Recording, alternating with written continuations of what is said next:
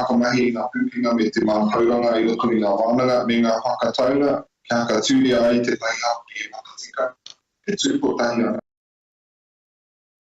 Kamutu ka whakapiki anō I te oranga o tō tātou rohe, ka whakatau anō I ngā take o te rohe I runga I te tika me tika. Lord, we ask that through council discussions and decisions, the representatives we have elected may govern the Whānau district with imagination, skill and wisdom to achieve a fairer and more united community that enhances the well-being of our district and solves the district's problems efficiently and effectively. Amen. I have a number of apologies this morning, so I'll move that we accept apologies from Councillor Haukia Harawira, who I believe is a guest speaker on education in Rarotonga. I'm not jealous. Also, apologies from Councillor Rakina, who I believe is out exploring sister city relationships with the island of Porapora in Tahiti. I'm not jealous. I also move apologies that we accept apologies from our Teku Community Board Chair, Dale Gardner, and Deputy Chair John Stewart as well, if I can get a seconder. Thank you, Deputy Administrator. All those in favour say aye. And opposed to abstentions. Before we get into our deputations, just a number of mayoral announcements. Acknowledging that we have Te Pūtake o Te Riri commemorations this Saturday, a reenactment of the Battle of Te Kahika at Makekairangi at Lake Ōmāwhere, and I believe that will kick off at 5 AM and everyone is being asked to park at Ōkaiho College and they will be down to Makekairangi for the commemorations. So that seems to be pretty exciting and I believe all of our local schools are all involved with this too. Also acknowledge how I didn't in practice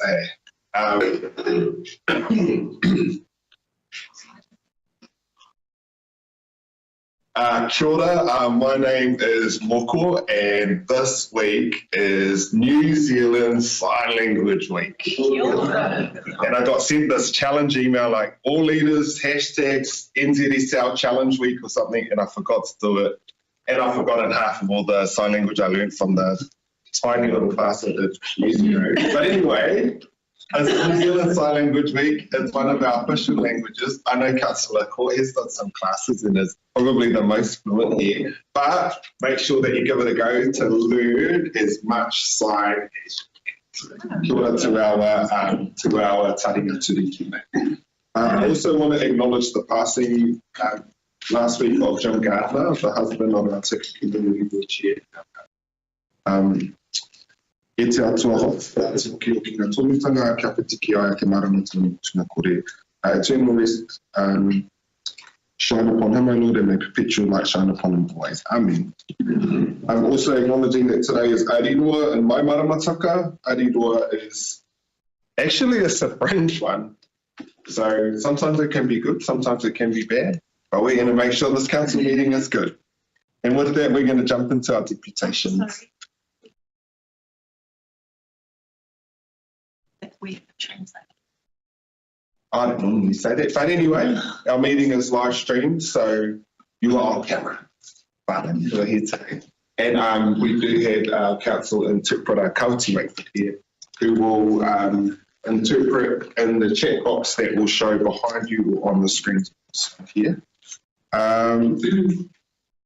We have a number of deputations. The first is from our former colleague, former councillor David Clendon, who was speaking about the Tohu Whenua program.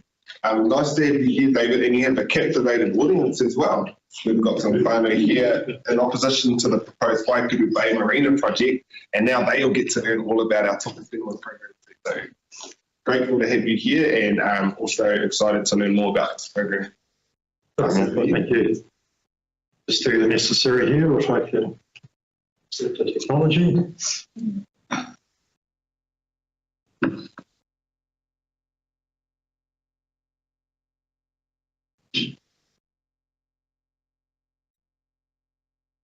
It might even work.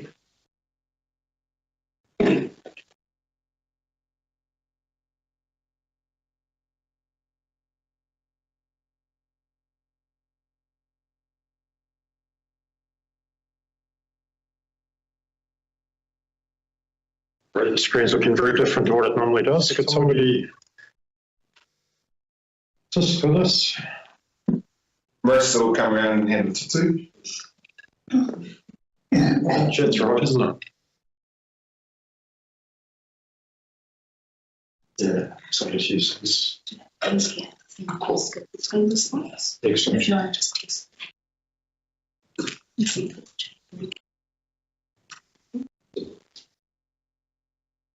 Beautiful. Na mihi o te rā kia koutou. Nā kai hera, nā kai mahi, ki te hongo o tātou hui rānei, tēnā tātou ka. David explained, I had a wonderful title of Kai Tui Tui Rohi, or I took it out for the mana of the Whenua program, otherwise known as Regional Coordinator. My purpose today, and I do appreciate the invitation for the Council, is to talk about Whenua landmarks that tell our story, and to put it in the context of the Council's Toi Mana strategy, the Arts Culture Heritage strategy. Whenua is largely operated by Heritage New Zealand, who employ me on a very part-time basis. So I really just hold that thought that what we do very much aligns with what I believe Council aspires to do through Toi Mana. And I do see opportunities for collaboration, cooperation, to the mutual benefit, hopefully, and certainly beneficial for our communities and for the Northland economy, which is dear to all of our hearts, I'm sure. Yes, Whenua, as it says, it's a tourism, it's a visitor program. Just get that out of my way. It's focused on regional development. It's about educating our young and not so young about our own heritage, our own history. And it's very much focused on highlighting and promoting the places of particular historical significance around New Zealand. As I say, the landmarks that do tell our story. Every historic place has a value to somebody, be it a small whānau, farmhouse, whatever it might be. But the Toa Whenua sites are designated as Toa Whenua are deemed to be the most significant in terms of the evolving nation of Aotearoa New Zealand. And on that basis, we endeavour to promote. We like to offer a very high quality visitor experience, and I do think, and we've got evidence we do succeed in doing that. That image, of course, was Mangunga Mission Station, site of the largest single signing of the treaty on the 12th of February. Toa Whenua free itinerary. We've pictured in those terms, we have a network of sites, and it's a way for people to structure a road trip, a holiday, an itinerary of places to visit, to learn more about our shared history, to acknowledge those who came before, and to get a sense of what has gone into the making of modern New Zealand, Aotearoa New Zealand. The Explorer Nation, that's our current sort of branding that really appeals to young people in particular, the idea of being an explorer in these places, finding things out. We are, as I said, operationally, this is a Heritage New Zealand program, but we have very close relationship with DOC. Many of the sites are actually DOC owned or managed, and we'll work with them. We'll also get some support from the ministry, from MB through the tourism angle, and from Te Puni Kokore, who assists when we're engaging with iwi and hapu, particularly around establishing new sites. The vision is to have a nationwide network of sites equivalent to great rides, great walks, so that people can structure a journey around New Zealand. This particular image is Hayes Engineering in central Otago, or Turahua, which is a fascinating place if you're interested in the development of some very innovative development of particularly agricultural technology in the early 20th century. Our sites are a mix of publicly, privately owned places, also some sites owned by iwi and hapu. We are, to get that Toa Whenua status, the sites need to be significant historically, nationally and regionally significant at least. They need to offer a very good visitor experience. They need to be supported by local communities, not least of all hapu and iwi, and they need to be accessible and very well presented. We want people to come to these sites and really feel like they're seeing something special. And as I say, we'll see that we do succeed in that. The program was launched in 2016, and these are the 9 sites across Tautokere and Northland that are of primary interest to me. Peka Peka, of course, the last site of the last great battle of the Northern Wars. The British Army got a lesson in military engineering and how to build defensive fortifications. Pompelia mission in Printfree, the first really significant Catholic stronghold in Northland, important for the Printfree, of course. Rako Mangamanga, Cape Breton, which is one of the waypoints of the early Polynesian explorers. Rangihaua, of course, the site of the first Christian service, Christmas Day 1814, and the site of the first mission station. Not entirely successful, but nor did it fail. That we've developed, we learned a lot. Korodipo, which of course takes in Camp House, Stone Saw, Te Ahorea, and Korodipo Pa. Waitangi Treaty Guns, of course, Te Waimate mission, the first inland Christian mission from CMS, site of the first European farm in New Zealand, the site of the establishment of St John's Collegiate by Bishop Selwyn. So these are truly significant sites. Mangungu mission, as I said, the site of the single largest signing of the treaty, a Wesleyan mission, the jewel in the crown, Cleveland House. One particular close to my heart, a house I first visited with my grandparents when I was 5 years old. But James Clinton was quite a player in early New Zealand. The Clinton Papers, the family's correspondence from the 1820s to the 1970s, went into the UNESCO Memory of the World Archive about 2 years ago. A lot of those documents, the originals, are still located in the house. It's an extraordinary collection, but I promise not to be diverted talking about that. Happy to talk about that for a long time, anytime. We have a presence in Te Taipokini, the West Coast. These are often focused around resource extraction, the development of industrial development in New Zealand. I visited most of those sites. The most recent ones are Okarito, which has an interesting European history. There was a site significant to Hapu before that. Te Piko Te Waka, which is just out the coast from Fox Glacier, which the interpretation there tells the Ngātahu story about how the Southern Alps came to be. And that's way more interesting than about geological explanations. It's a stunning site. We also have a significant network of sites in Otago and Southland. Here we go, sorry, Otago, central Otago. A lot of these are again around industrial development, resource extraction, and the wealth that they've generated. You go and look at that stunning Victorian architecture in Ormond, and that was on the back of gold and cheese bags, essentially. These sites, some of them, as I say, are interesting from a point of view of economic development, others purely on quality of the architecture. Those are existing sites. In June 27th, we're launching sites in Canterbury. We've had a fellow working there for about 18 months, engaging with communities, with Hapu, with landowners, and this is a list of sites we'll be launching in June this year. Yeah. Following that, we've just employed a person who will do a similar project in Whanganui, Manawatu, to establish total whenua sites there. This is all in line with our vision of having a genuinely national network of historic sites of significance that people can visit, learn from, and enjoy. The problem in Whanganui, Manawatu will be limiting it to a reasonable number. You can just about throw a stone down the Whanganui River and you'll land on a site of some significance. So it'll be an interesting project. As I say, we aspire to give a good, positive visitor experience, and this is difficult to read, I know, but what I wanted to highlight is that we have an 88% of our visitors who took the survey in summer 22-23 reported of having an extremely good or very good visitor experience. 3/4 of them came away saying they wanted to learn more. About 60% of our visitors over the age of 60, which means 40% of them, over the age of 40. So 40% of our visitors are under the age of 40. We get a lot of kids, a lot of school groups, and certainly you see the kids come alive and they understand that their lives are very different to the lives of those that went before them, and that stimulates their curiosity.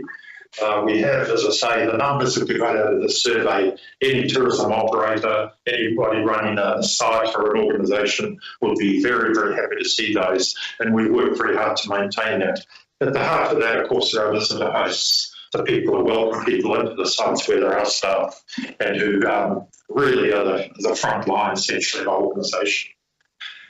These top three, this is Toa Whenua's outcomes, our objectives: a good quality experience, meaningful engagement, so people come and actually learn something. They don't just have a nice day and go away, and hopefully we trigger their hunger to learn some more.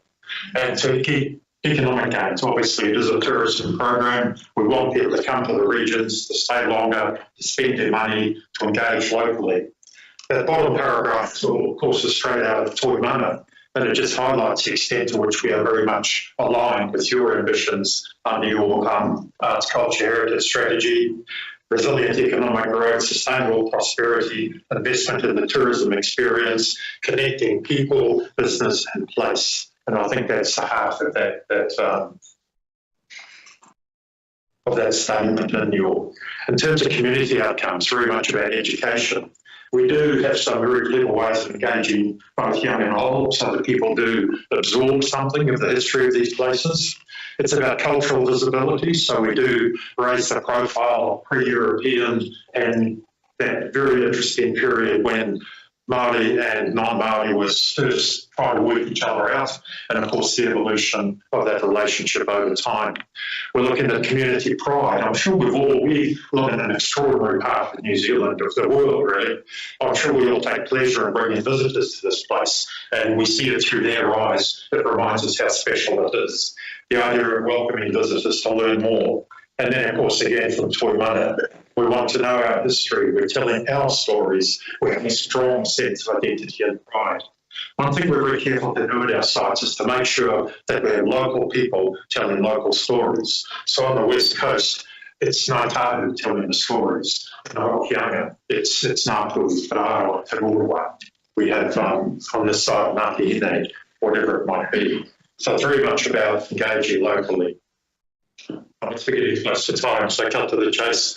I see, given our to the extent to which we are working in parallel, significant opportunities to collaborate with the council. Reference this in your agenda today, I think in your Chief Exec's report, mention of council wanting to continue and maybe reinforce your engagement at Matuvu, which would be a wonderful thing. It's very much a community-driven celebration, that one. But there are numerous opportunities, I think, for us to do well what we do, alongside you guys doing what you do well. So I guess part of what I'm looking for today is a point of contact, some engagement between Toa Whenua. I'm based in the Kirikiri office, but obviously I'm mobile, and Far North District.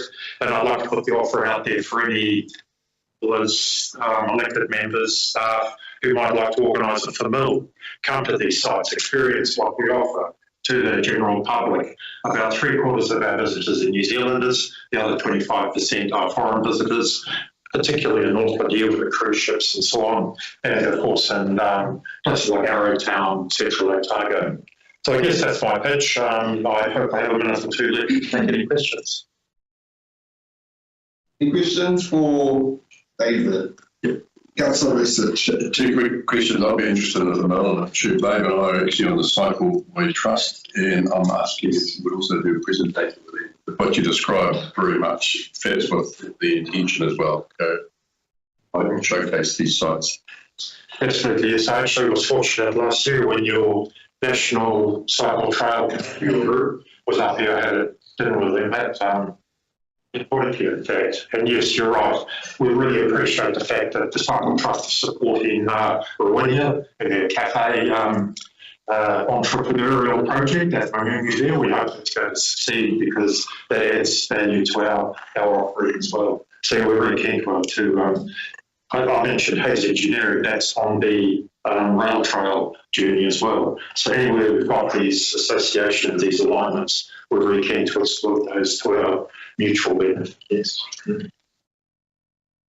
Councillor Kappa. Sure. And you talked about Toa Whenua status in terms of the can you just elaborate a little bit more, because after listening to the areas that you've just described, are they all areas or are they just those ones that meet your status?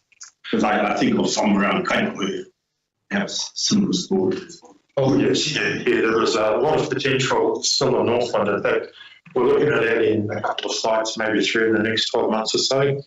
When I say status, there's a designation. In order to designate a site as a talk of federal site, it does have to meet some criteria. It does have to be genuinely significant. It does have to be accessible, offer good visitor experience, and critically it needs support of local communities. One example, and I don't think I'm giving away any tales, the initial establishment was quite keen to include Kekurianga, obviously a massively important site. But there was some unease locally about the idea.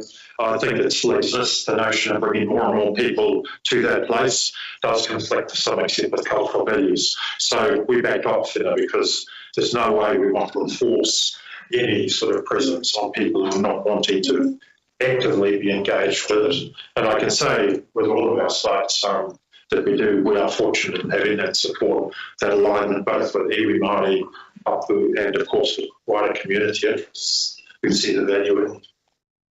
And just add on to that, in terms of the decision making of those statuses, are the local, because you talked about locals will tell the story, will locals also be part of the decision making of the status alongside tour offending? How does that? Yes, to the extent that we wouldn't progress if we didn't have that reassurance that the locals will support us. We also succeed, I think, in employing people who are very local. The visitor hosts at Clendon House are all from Raoni. The hosts at Mangungu live in and around Horiki, Utakura. Similarly, the hosts at Kirikiri live in and around the area, Ramati, Kirikiri, little further north perhaps. So it's very much about local stories being told by local people in a context of these quite extraordinary places. I mean, I've lived through this stuff all my life. I thought it was normal when you went on family holidays to pull up at a Unpa or a cemetery somewhere and check out looking for phenomena. This was my dad's probably saying, as I've just taken for granted an interest in our shared history. And so do many other people, but for some it's quite novel, quite new to come to a place and discover something that they didn't know. You'd be amazed at how many people in Kirikiri had never been through Camp House or even really had much to do with the store. So that's something we want to improve. Tēnā koe. E mihi nui ana kia koe, David, thank you so much for your deputation to us. And I think that we definitely as an organisation be taking you up on some fundamentals. Maybe for the new council post-October might be a good opportunity to get some plug in there, but also to strengthen our operation level, I think, by what it looks like for us as a council and walking the talk when it comes to our Toimana Arts Heritage Exhibition. And I can say, yes, we see some of your smiling faces coming into our properties, having the experience, and I'll consider this morning's work very well spent. Thank you very much. Our next deputations come from today to oppose the proposed Waipiro Bay Marina project. I've got 3 people on my list sharing 2 deputation spots. That will start with Tata Clark Aiken, who's on the teams. I put my contacts in the wrong line, I think, this morning. We were actually going to introduce it in the whare and then throw it to Natasha. And that sounds good to me. If you know how you're going to run it, then I'll just give you your time. Kia tātou te whānau kua taumai nei I tēnei rā. Ngā mihi ki te kauna where, ki ngā ori o Pachakera rau ta, ki te whānau hāpuri, kua taumai nei ki te kaupapa I te kaupapa. Let me just go back to the previous screen, please. Yeah. So our kaupapa today is that we have come to seek support from Council in stopping the Waipiro Bay Marina development. There's been a fast track application for this marina and we don't believe that the criteria have been met for fast track. So Natasha's going to be talking a lot about that and the analysis that we've been able to do to date. We've only been given 20 days to respond to an application which has a lot of expert evidence and a lot of paper to go through. So we've just been throwing everything that we can at it, and also the wider finance field and support from people like Ngāti Hine, who we have a long history of relationships with. We have a working group at Apati which has been leading this work, so we have been looking at this application for quite some time. Our hakarai whānau who are kaitiaki in that space have led that work, and we have some of the working group online as well, so people like Lyndon, Sean Hakarai, who does our comms, and then of course Tash, who's going to speak to the some of the technical aspects of the application. But the way that we're going to be presenting today is that I'm just doing an introduction to kick us off.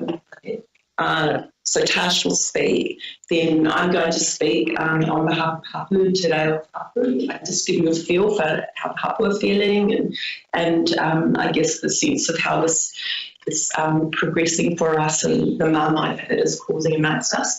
And then Marina is going to speak from Ngāti Hine as one of the Marina Hapu that has come into total for us. So can we just get the next slide, please, Kohu? So here we have our PPH for our two hapu at Te Rāpiti. So Rākau Maunga Te Maunga, this is one of the sacred maunga of Ngāpuhi. It's out the end of what's known as Cape Bread, what you call kapu is just off it as well. Ipipu Te Moana, this is out in the Bay of Islands area. And then we have two hapu, Ngāti Kuta is one of the hapu, and Whātikia is another of the hapu. And then our iwi is Ngāpuhi. So that's where we come from. I'm also going to introduce myself now because half my PPH is here, so I don't need to do it twice. So in addition to this, Kumuka Te Tūpuna, ka puta ko tiahi tapu, ka puta ko poki poki ahi tapu, ka puta ko rahiri poki poki ahi tapu, ka puta ko pichi poki poki ahi tapu, ka puta ko ahau ko labona ko kuingo. So that's my PPH. I am speaking on behalf of our hapu to represent us, but also in my career I worked as an economist for a long time, so I worked for the Reserve Bank of Australia for 18 years. So I've been analysing the economic assessment and I'm just kind of breaking down what they're saying there. I'm also a trustee on what you call Kapua Whenua Trust, which is also known as Hole and Rock, and more recently a trustee on the Rāpiti 3B2 Whenua Trust. So that's a very large block of land in Rāpiti, over 1,400 hectares. So for us, everything is interconnected. What is happening at Waipiro Bay affects all of our moana, all of our kapatakainga, all of these things. Kia ora. Natasha. Morning koutou mā, ko Natasha Clark tuku ingoa, Patakia Ngāti Kuta o Hapu. A bit about me in my day job. I am the investment advisor for Ministry for Primary Industries. I specialise in Māori economic development and provided advice to ministers on that. And in my other day job, I'm the kaituhi for Ngāti Kuta Hapu. Look, this fast track's quite a new thing to taitokira, not just Ngāti Kuta Pātikia.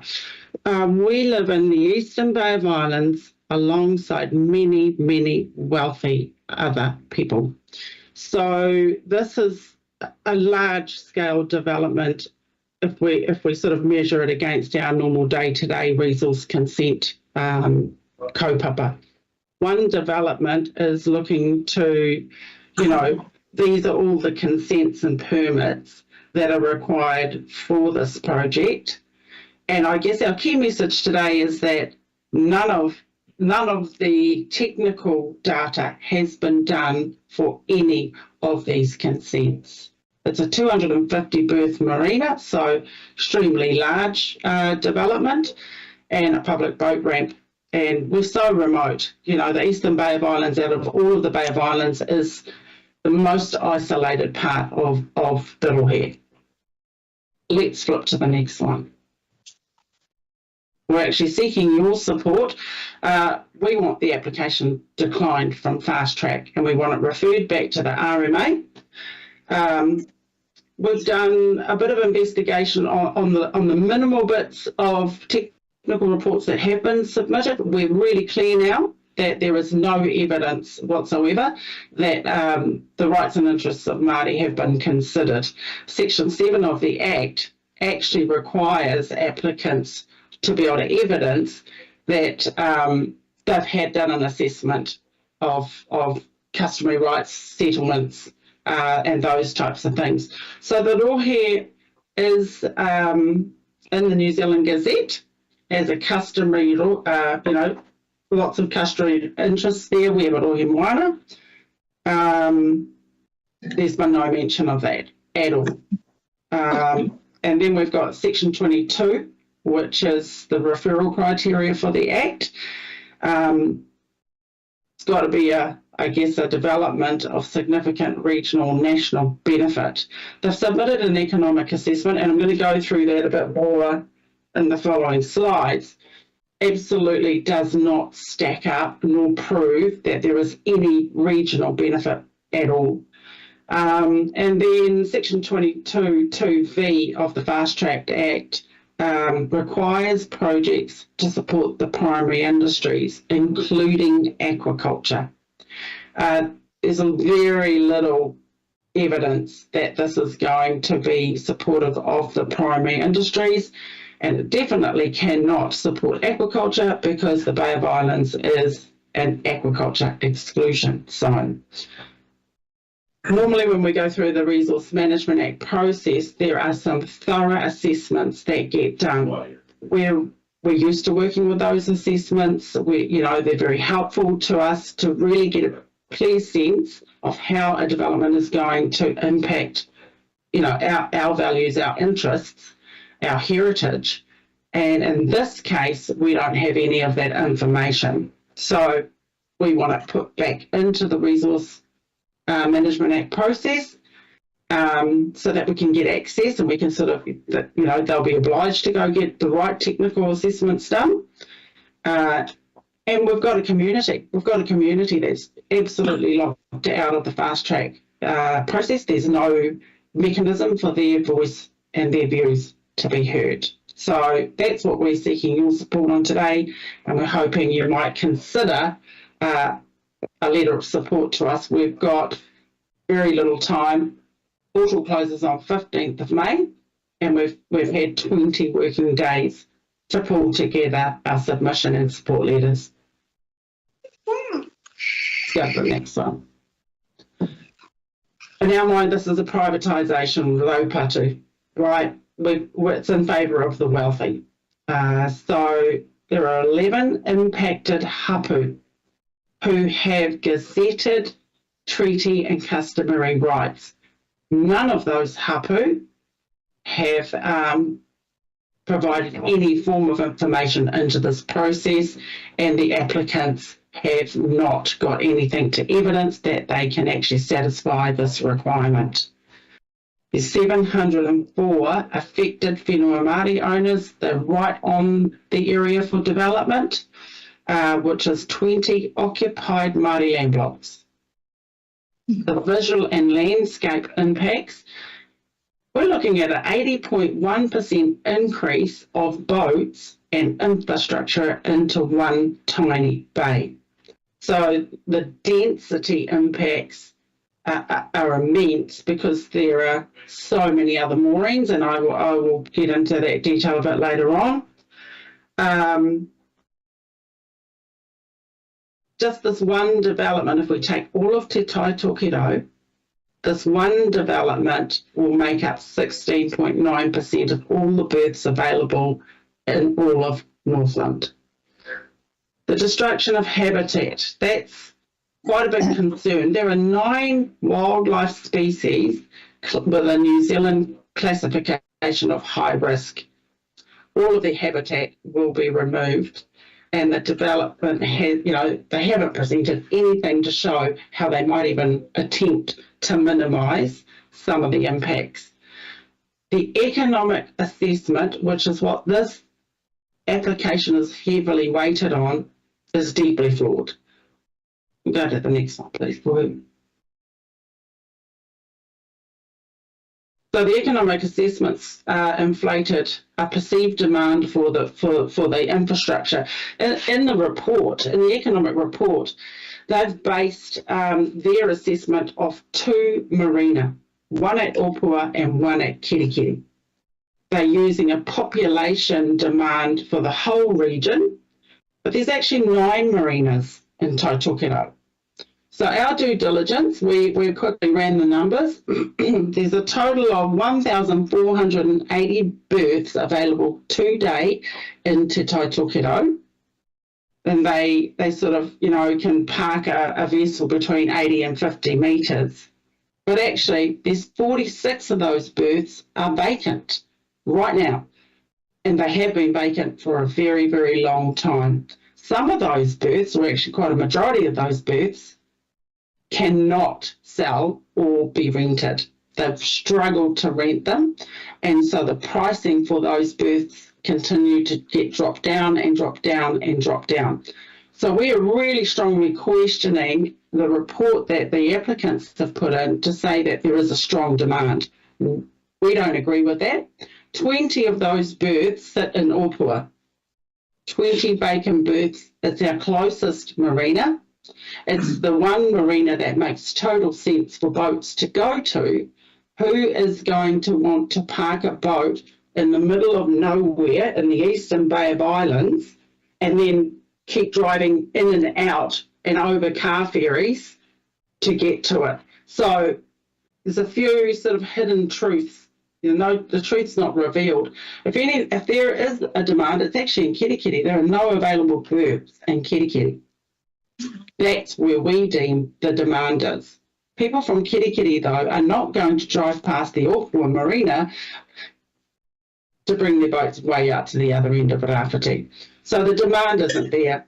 We're really convinced of that, and the economic report has skewed some of the facts to sort of make out that Waipiro is very accessible to all of Northland and that it would become a preferred place for boats to be stored. Let's go to the next one.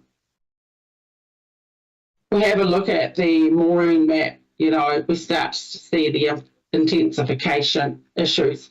In the economic report, they've not mentioned the presence of moorings. And so they're basing their data on 250 berths as if they were the only occupants in the bay. But when we pull up all the moorings, 131 moorings, we start to see an intensification issue.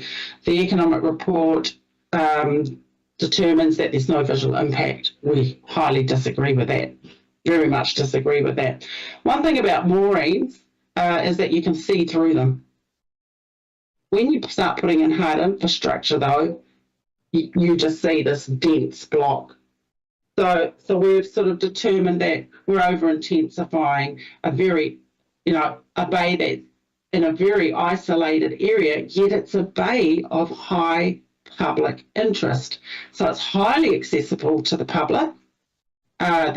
With all the moorings, we're still able to navigate in and around moored boats. We are still able to customarily fish. The public are still able to interact with the environment. But once you get to this huge intensification side of things, we start to quite a large portion of that bay is gone. It's no longer accessible. And the next one, please, Lloyd.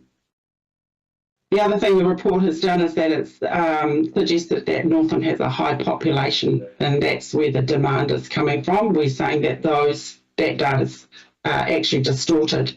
If you take a look at the area between Kororareka, Russell and Rafiti, there's actually only 798 people living there. So that's not a demand. We've got many, many houses but only 408 of them are actually occupied. Part of the challenge for those of us that are out on the eastern side is that we're becoming a dumping ground of empty buildings, boats that people don't have anywhere to park, and you know, we have a seasonal fluctuation. So sure, sometimes we get a lot of visitors, but it's only really 8 weeks of the entire year that we have visitor fluctuation. The remainder of the year is just empty houses and parked boats. So the population, there's no demand for a marina from the current population. There's a perception that this population's coming from the other side of the water. Ōpua Kawakawa Kirikiri, Pai here, disagree when Ōpua Marina is right next door and on the other side. Natasha, it's me, Moko here. We're at our halfway through our time mark. And I know that you are asking us to support via a letter the opposition to this marina.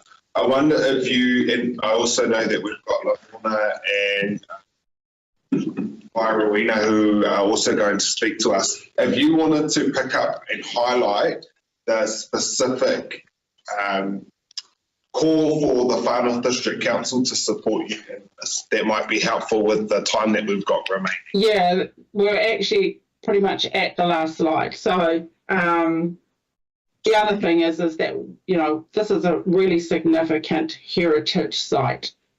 And there's, go to the next slide. Those are all the wahitapu that are recorded in and around this property. So there's quite a few sites that are going to be impacted just from this one development. 9 hectares of dredging is required to get this marina in the water. So that was us, that was me. Fine. Good. Marina.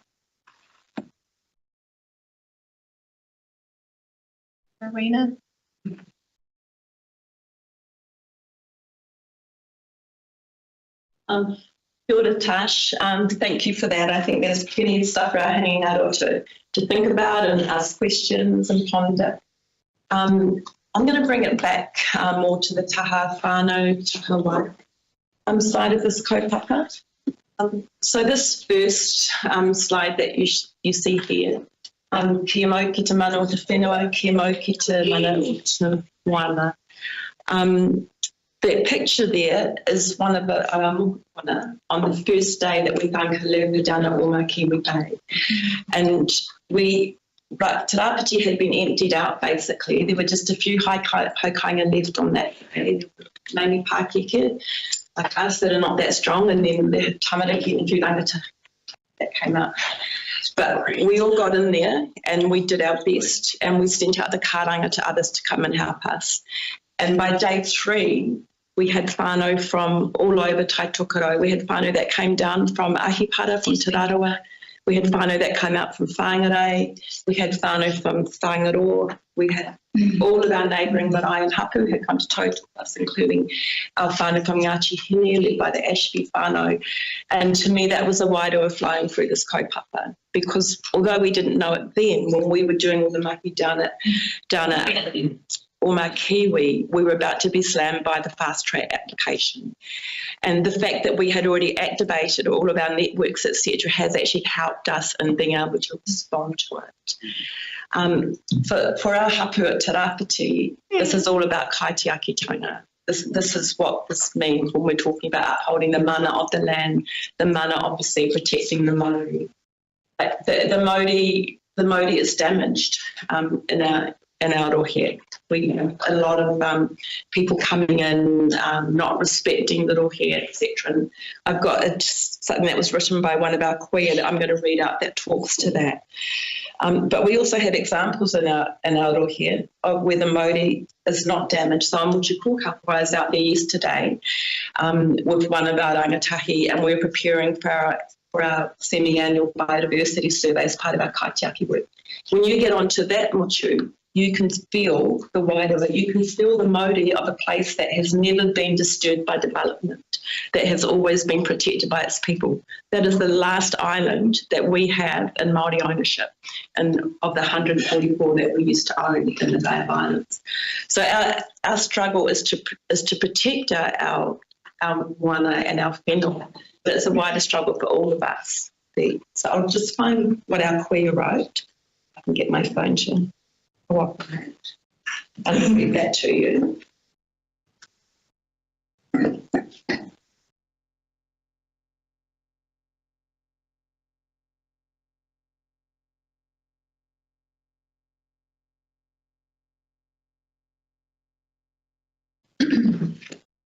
So this is one of our queer who was born and raised at Te Rāpiti, went to Te Rāpiti Native School when it was still operating. And what she has said in response to the Marina is from the heart and expresses a lot of how our people are feeling. As one of many tamariki growing up in Te Rāpiti, we used to venture over by boat to gather massive cockles from Waipiro Bay. In those days, in the 1950s, there was no road and no houses. Most of the time we just went to whiaro for cockles. The Waipiro cockles were much bigger, and when we had a hui, a tangi, an unveiling, or any major gathering where we had marihiri at our Te Rāpiti marae, us kids used to go to this beautiful bay to gather the big cockles. We all had our own crews doing this mahi. We knew exactly where to go. These kaimoana gathering skills were handed down from our parents, and we have handed them down to our tamariki and our mokopuna. Now, the same area is smothered with boats, $1 million homes, and if this Tauiu Marina gets the go-ahead, the coastline will be ruined forever. Not just Waipiro Bay, but all of whenua. There would be major damage done to our beaches, erosion, etc. It's bad enough now with all the boats containing our moana. We have already got a major marine pest smothering another area at home, Omakiwi Bay. All these bays in the moana were pristine, clean and healthy. The mauri was strong in those bays. Now the place is contaminated with kolepa, plastic, rubbish, and other garbage dumped overboard by uncaring, ignorant pōkapōhua. Our so-called hang around the beehive don't give a feck about our moana. This is our queer speaking. Stop the Marina, we will fight this right to the end. What the hell is happening to our tūpuna whenua? Between the Kolepa invasion, this Tauiu Marina, and the push for deep sea mining at home, where has the love and compassion gone?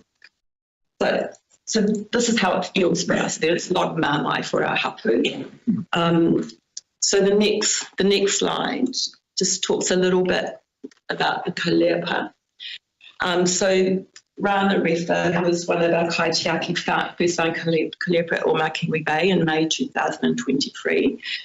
There was an initial response, and then the government kind of went dead on activity and funding, and now we have this this Kolepa dump. So I think they said we had like 500 tonnes of Kolepa dumped at Omakiwi and Waiarahi, which is what we were working to clear over Easter weekend.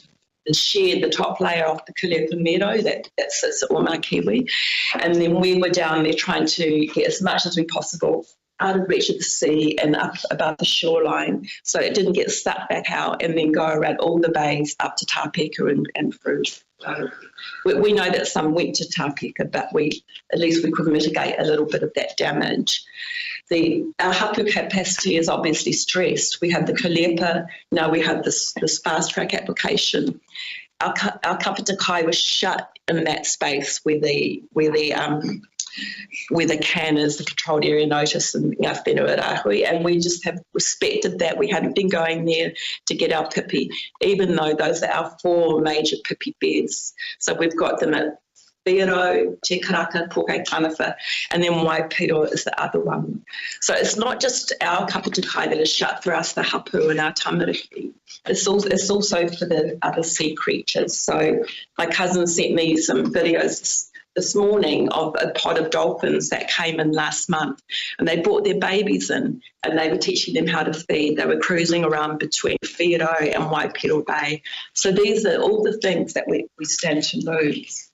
The other thing to do with Kolepa is that it is a massive threat to our fisheries and marine tourism. So some modelling just came out yesterday that was done by the New Zealand Institute of Economic Research, and they modelled the potential impact of Kalupa on the North Island's natural capital assets. So their modelling is $9.4 billion of potential costs. That's the estimate of those costs. The natural capital asset value that could be lost over the next 30 years. So that includes $8.8 billion recreational tourism loss, including recreational fishing. Fish biomass has been harmed in overseas Kalupa stations. Recreational boating would also be impacted. There would be an $180 million loss for commercial fishing, $24 million for aquaculture, and close to $500 million in ecosystem services degradation. So when we look at those estimates that have been provided by the developers in the economic assessment, we need to be mindful that those are developers' estimates. So they factor in all the blue sky in the world. They're factoring in 80 to 100% occupancy of the marina, obviously no pandemics, and they don't factor in any of the risks that Kalupa poses. They're just looking at the private benefits. They don't look at the social costs or the environmental costs and everything. And this is one of the wider kind of public costs that we actually now have some numbers quantifying. So how is Kalupa connected to Waipiro Bay and the marina? The risk that we see is that having a lot more marine traffic in an area which is already ground zero for Kalupa, we know we've got a huge Kalupa meadow, is going to supercharge the spread of Kalupa in Arohe, but also further down. So when they did that, the economic estimates, they were thinking that the potential risk area for Kalupa is right down to the East Cape. And at the moment, it's only just down to around Auckland area. The other thing is that we were contacted by Eric Munoz, who led the eradication of Kalupa in California. And he said that his research had shown that super yachts pose a heightened Kalupa risk. And that is one of the target markets for this marina. So then we come to this slide. So when we talk about Kalupa at our hapuhui, this is what we're always talking about. We want to protect the traditions of being able to go fishing, putting the nets out, all of those things for the unborn ones that are yet to come. And if things like the marina go ahead, then that can be closed off. We don't have a treaty settlement, but we have dreams of what we would do in terms of, really being able to reground ourselves and bring up the children with te reo, with tikanga, with mātauranga Māori, all of these things. We just need to keep our options open. This is one of the reasons why we are so fighting against this.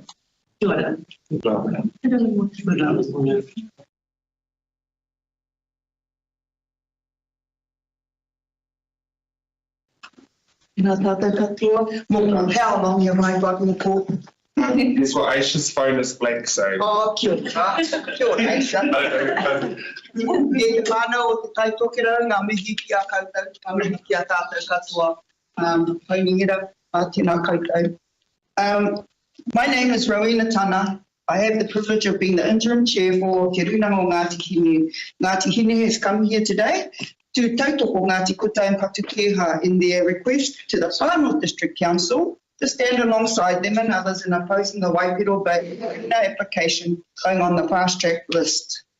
In 1988, during an interview at Opua, when they unveiled the Pauihi on the foreshore, Sir James Clendon Tauhenare said to his people, our ancestors told us to fight on, be strong, be fixed, be strong with your opinions or feelings regarding the sacred lands of our ancestors. Many people, both Pākehā and Māori, oppose Stage 1 Marina being built at Auckland. Some of them are here today and they acknowledge and I admire them all. That day in 1988, Sir James went on to say, the Pou Whenua is a symbolic gesture that this place and all this area was our ancestors' ancestral land. We regard land in this country as ancestral land, all of it, regardless of the tēnā, sold or unsold, because the blood and the history of our ancestors are still here on this land. In being asked about the developer going ahead with their proposed marina, Sir James pointed out, it is their right, of course, to assume the construction of their marina. I am not denying them their right, nor do I accept that we are just going to sit back supinely and accept the decision and the views of the developers to construct the marina. When the marina is constructed, despite what the developers might say, it is my guess that it will not benefit one single Māori. Tell me a Māori who can afford to buy boats and who can afford the funds required to pay for the mooring. It serves, they say, the marina will benefit all people here. It will benefit some, and when people say we are all born equal, let us remember some are more equal than others. And in this case, some are more equal than others, and the others are the Māori people in this area. In regard to the marinas at Auckland Stage 1 and Stage 2, I am familiar with whānau holdings relationships with the local Hapuan community in that area. Having been a member of the Auckland Marina Liaison Committee, Ngāti Hine's experience is that economic benefit derived from those marinas for the local hapu, iwi and communities is that it is minimal. Sir James's view was fairly accurate and still resonates today. Again, we as people of Te Whairangi gather to battle to stop the abuse and the embitterment of our sacred waterways. History, strength and mana stem from water. Water is a sacred resource and a taonga. All natural water has value and sustains some form of life. Water is sacred and it is to be given the highest level of protection. Water in all its many forms, rain, springs, wetlands, streams, lakes, estuaries and the sea itself, essential to our existence. The degradation to the waterways, seabeds, tributaries and seawater in and around the proposed site at Waipiro Bay will be impacted on. Due to firstly the development and then the increased usage of the marina, the impact will be somewhat irreversible and therefore degradation of both the physical and the spiritual essence of the water is a reality that we would all like to avoid. I acknowledge Ngā Tīraira o Ngāti Hine for the CVA they did in 2013 on the Auckland Marina, which I've extracted some of this kōrero from. Kalupa, the threat of this and the other unwanted invasive species in our waterways is a huge worry for Ngāti Hine and Te Tai Tokerau.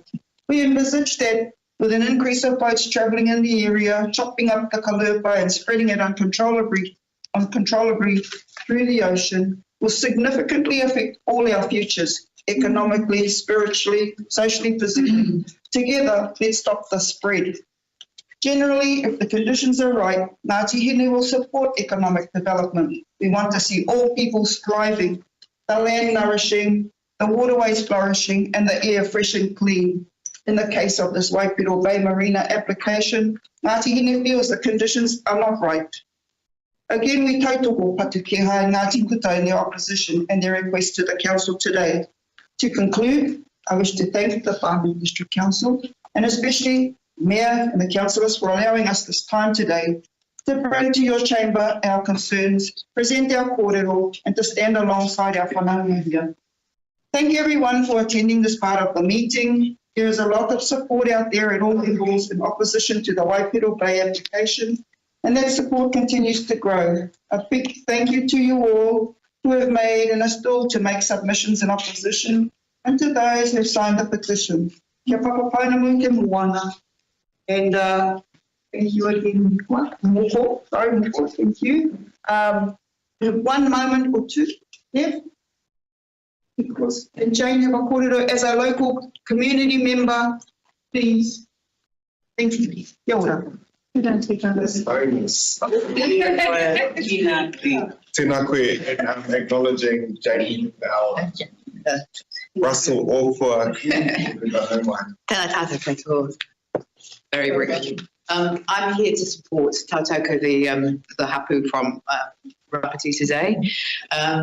I have talked to many people in our community, Pākehā, and I have not found one voice in support of this particular marina. The application does not meet the fast track process.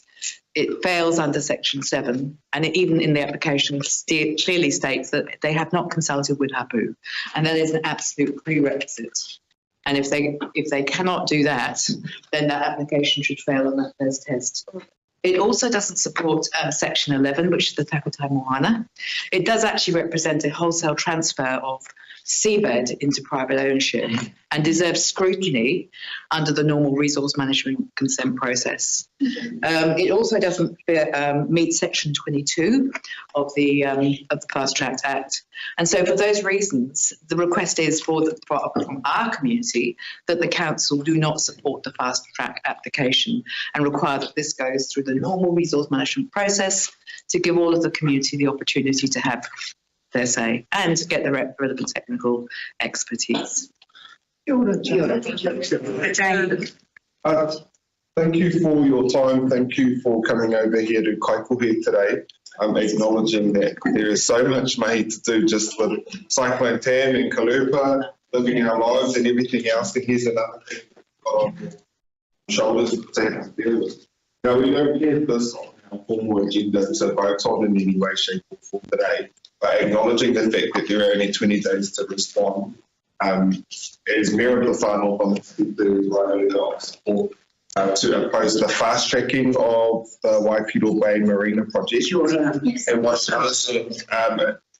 in lieu of having a formal stance as council, who are agnostic in this, but acknowledging that we oppose fast tracking bill itself. I will share that out with fellow councillors, and those who are happy to co-sign will be able to do so, and we'll make sure we get that back to you.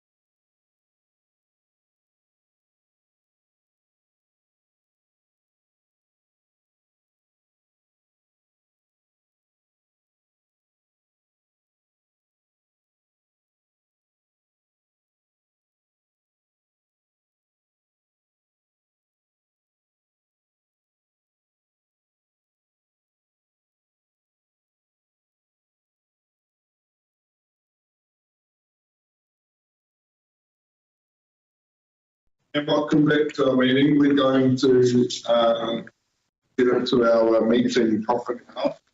And we will be, oh, sorry, before we do, I'm just going to apologies from Councillor Kliskevich, who is on a plane to Wellington and says. He said just for an hour or so, he can try and rejoin later. Thank you, Councillor Kampa. Seconded by Councillor Kampa. All those in favour say aye. Those opposed, abstentions. That has passed. We'll now go to item 5.1, a notice of motion for the Sweetwater Aquifer. This is being moved by Councillor Marina. Now, before we go to you, Councillor Rabbit, I just wanted to ask our CE for comment and some questions, and then we'll come to you. Is that all right? Thank you. Absolutely, Kaika. My first concern would be, Councillor Radich, if you could just explain what we're trying to achieve. I don't think it's a judicial review that's required here. Obviously, we've done significant work in pulling together the costs, historical costs of this project, and we're happy to complete that report. I believe Charlie Billington has communicated some of those results to you. We're happy to form that report, and then further, that would guide us in terms of further questions to be asked. But once again, in terms of a judicial review, just seeking some clarity as to any particular areas that need to be investigated.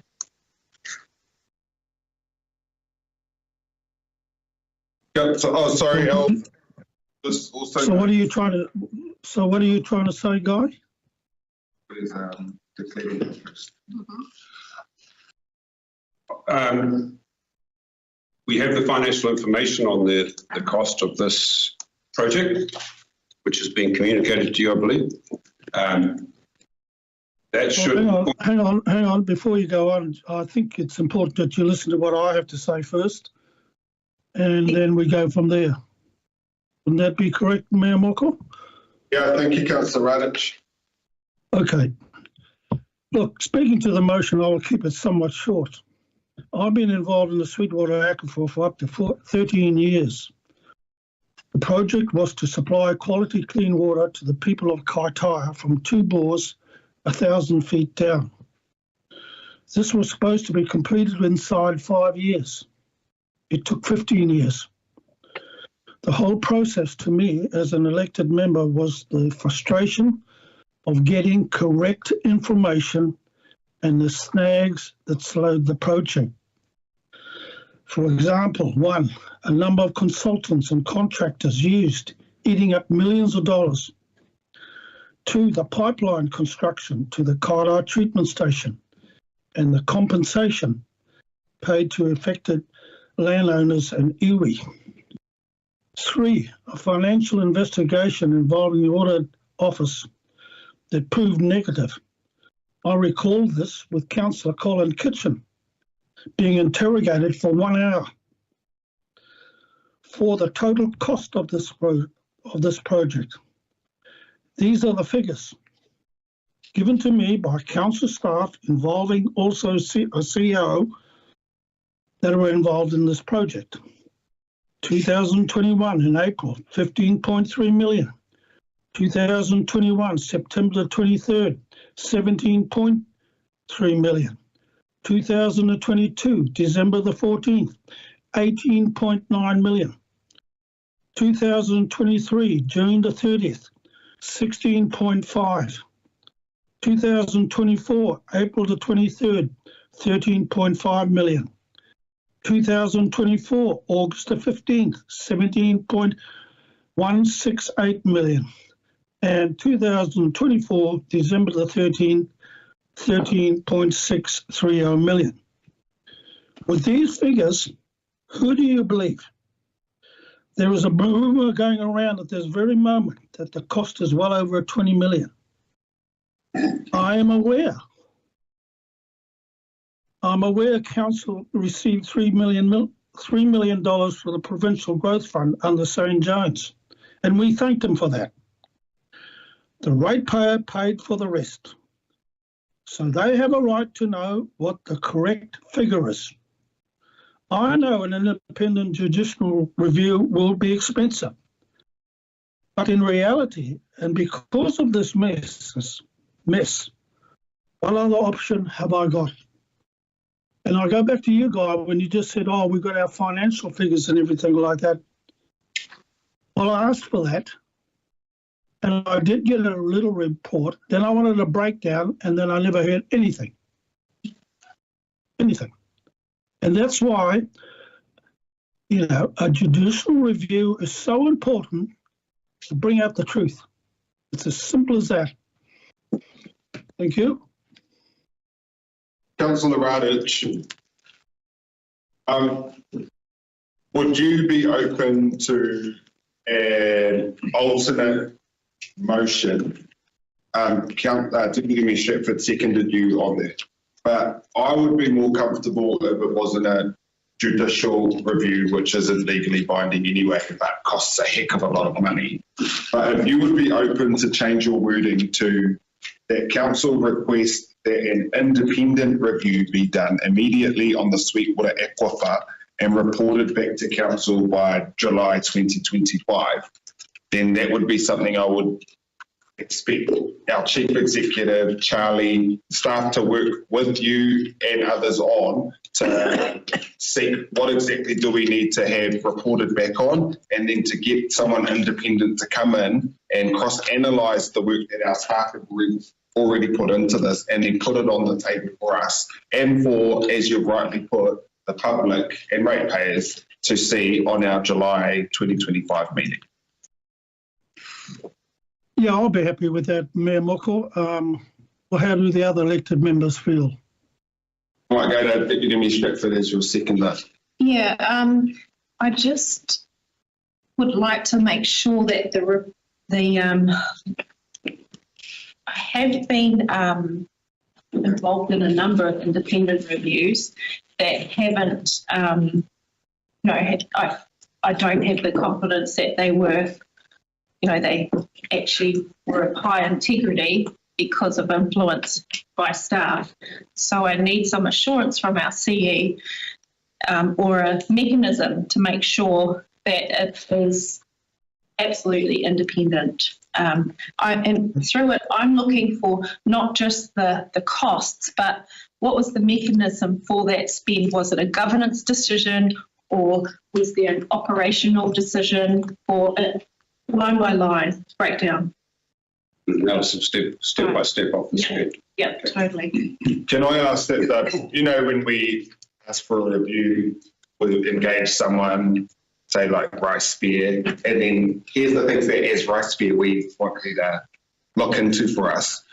Before that is signed, can you, as that guy, run that past Councillor Radich, Deputy Mayor Stratford, so that there's some governance comfort over what we can expect from the review? And Councillor Research, because he's the Deputy Chair on the and can I just add, this is it was a huge project, and we're not looking to lay blame, but we need to understand so that we don't do the same mistakes going.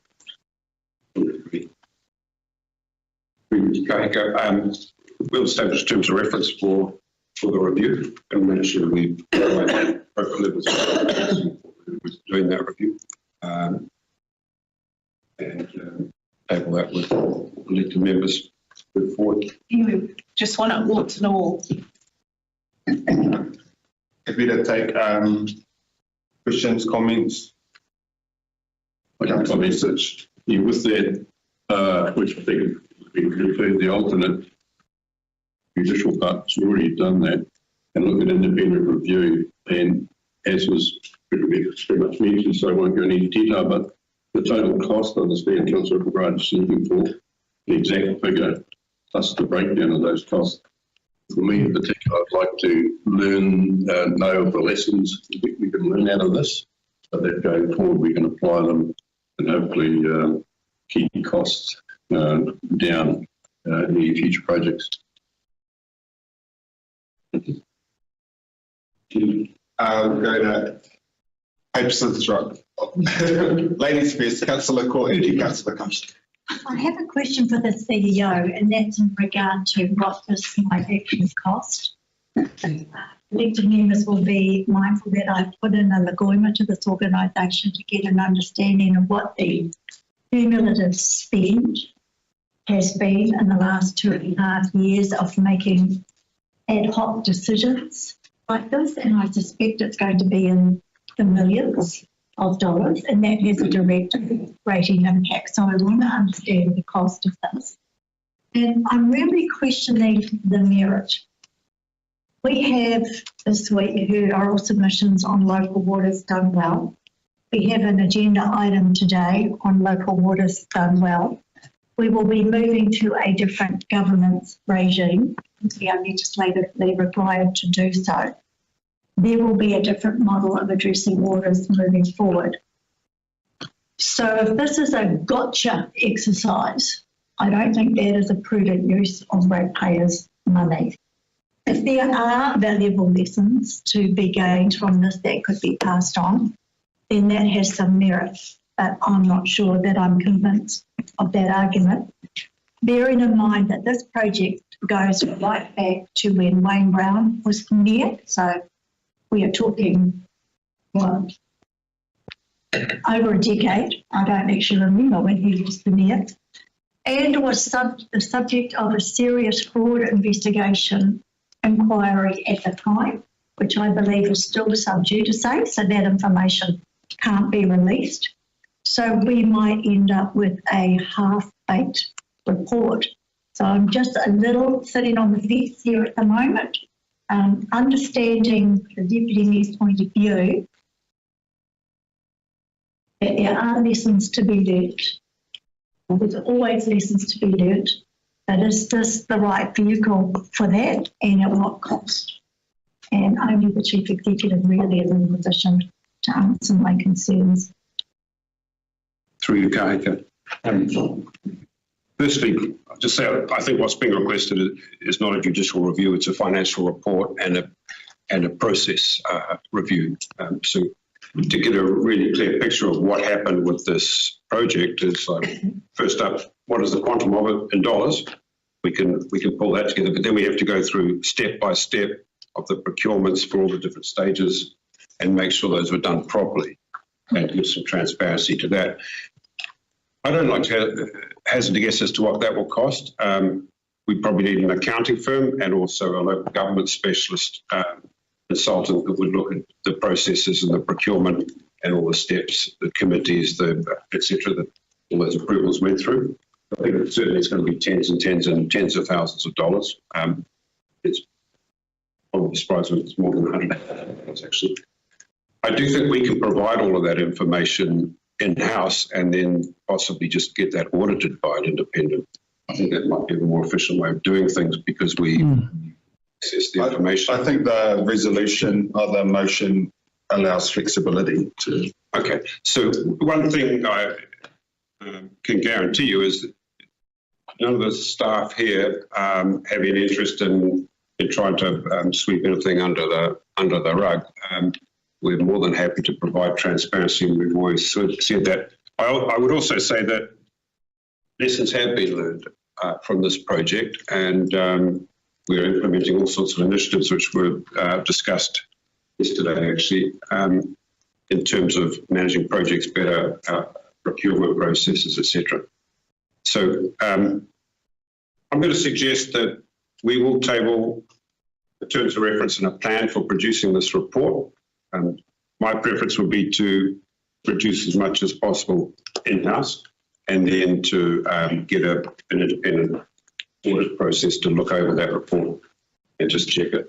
And then we'll table it and make sure there's a good and transparent analysis of what happened and what we can learn from that. I've got Councillor Kappa, then Councillor McNally. Kia ora. Thank you, Eka.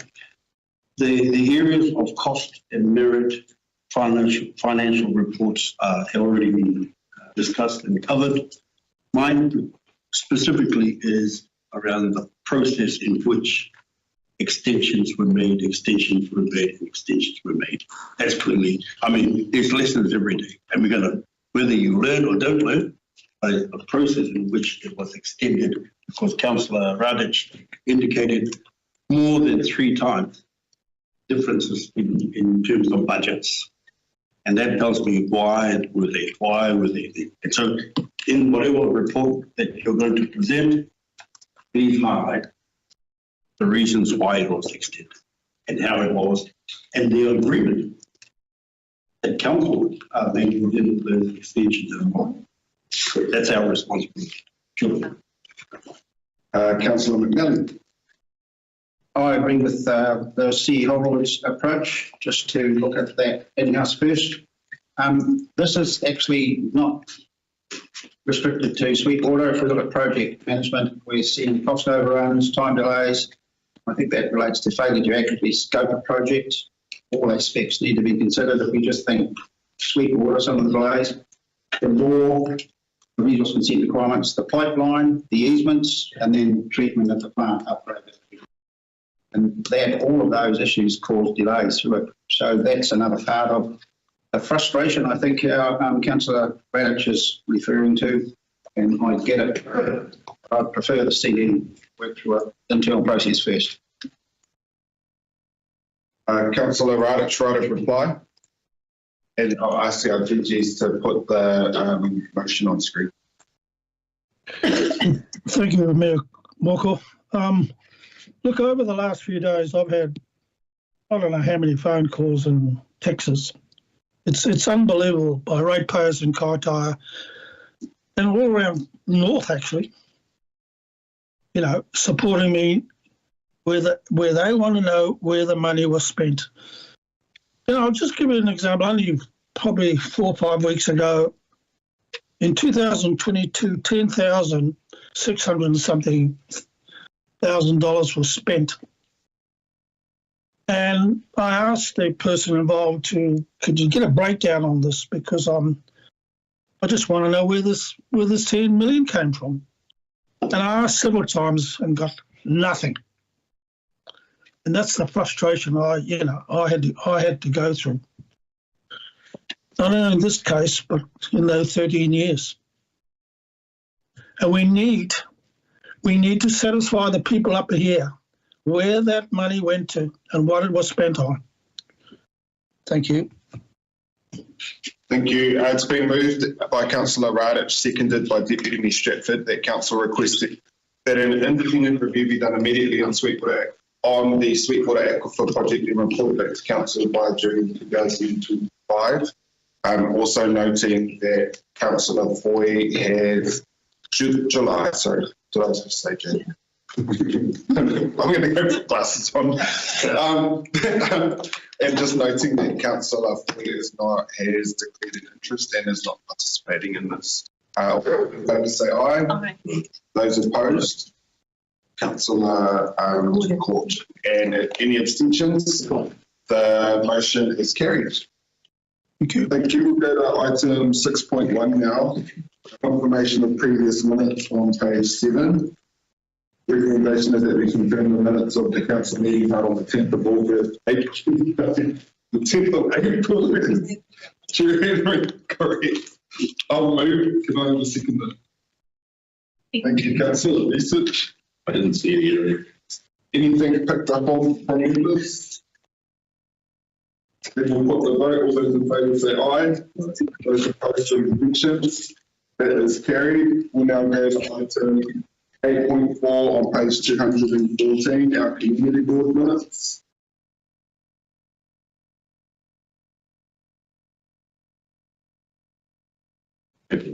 Moved by Councillor Research. I'll second those. We will go. Oh, sorry. We'll go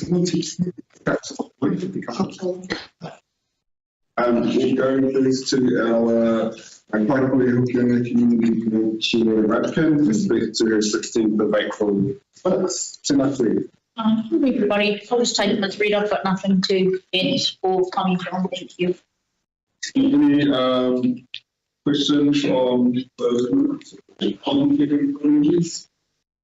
I picked up one. I don't know, it must have been good motivated. It's the type, yeah. Page Oh, 2 of them. Page 220. the Anne? Yeah. Yes, that was. We'll go to our Bay of Islands Vulnerable Community Board Chair Ward and speak to minutes from the 17th and the 10th of April. Thank you. Yes, this was our bi-monthly review funding applications, and as you can see, we have 14 of them. So pretty long-winded decision making.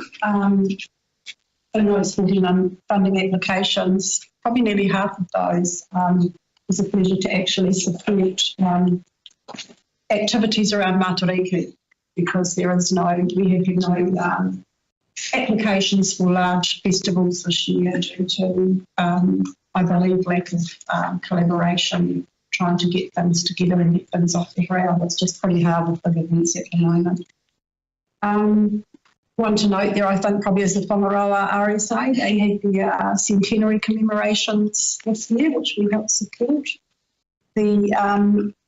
Just on page 239, our alfresco dining, we still seem to be having issues around decision making and the guidelines for the alfresco dining, and just the lack of uniformity around the information that the applicants provide, whether it's tables and chairs or tables with chairs. It's getting very, we have picnic tables, we have little ones that are taken in and out at night. It's really, we've had years of issues with this, and it would be advisable, and I did try through the LTP process to look at fees and charges and raise this, but it would be preferable to actually have a specified area rather than numbers of tables and chairs, and the monitoring and enforcement around that is actually very difficult, and the ability to actually provide the minimum 1.5 carriageway, particularly as we enter into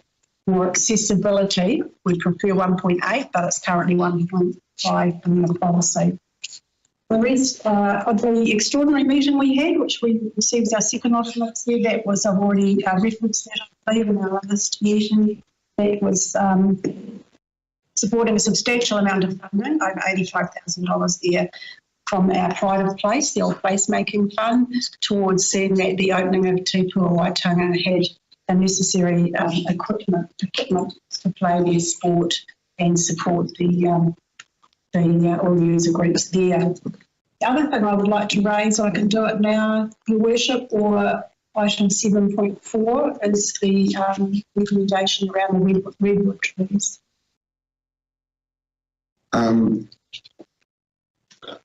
Use both as an opportunity.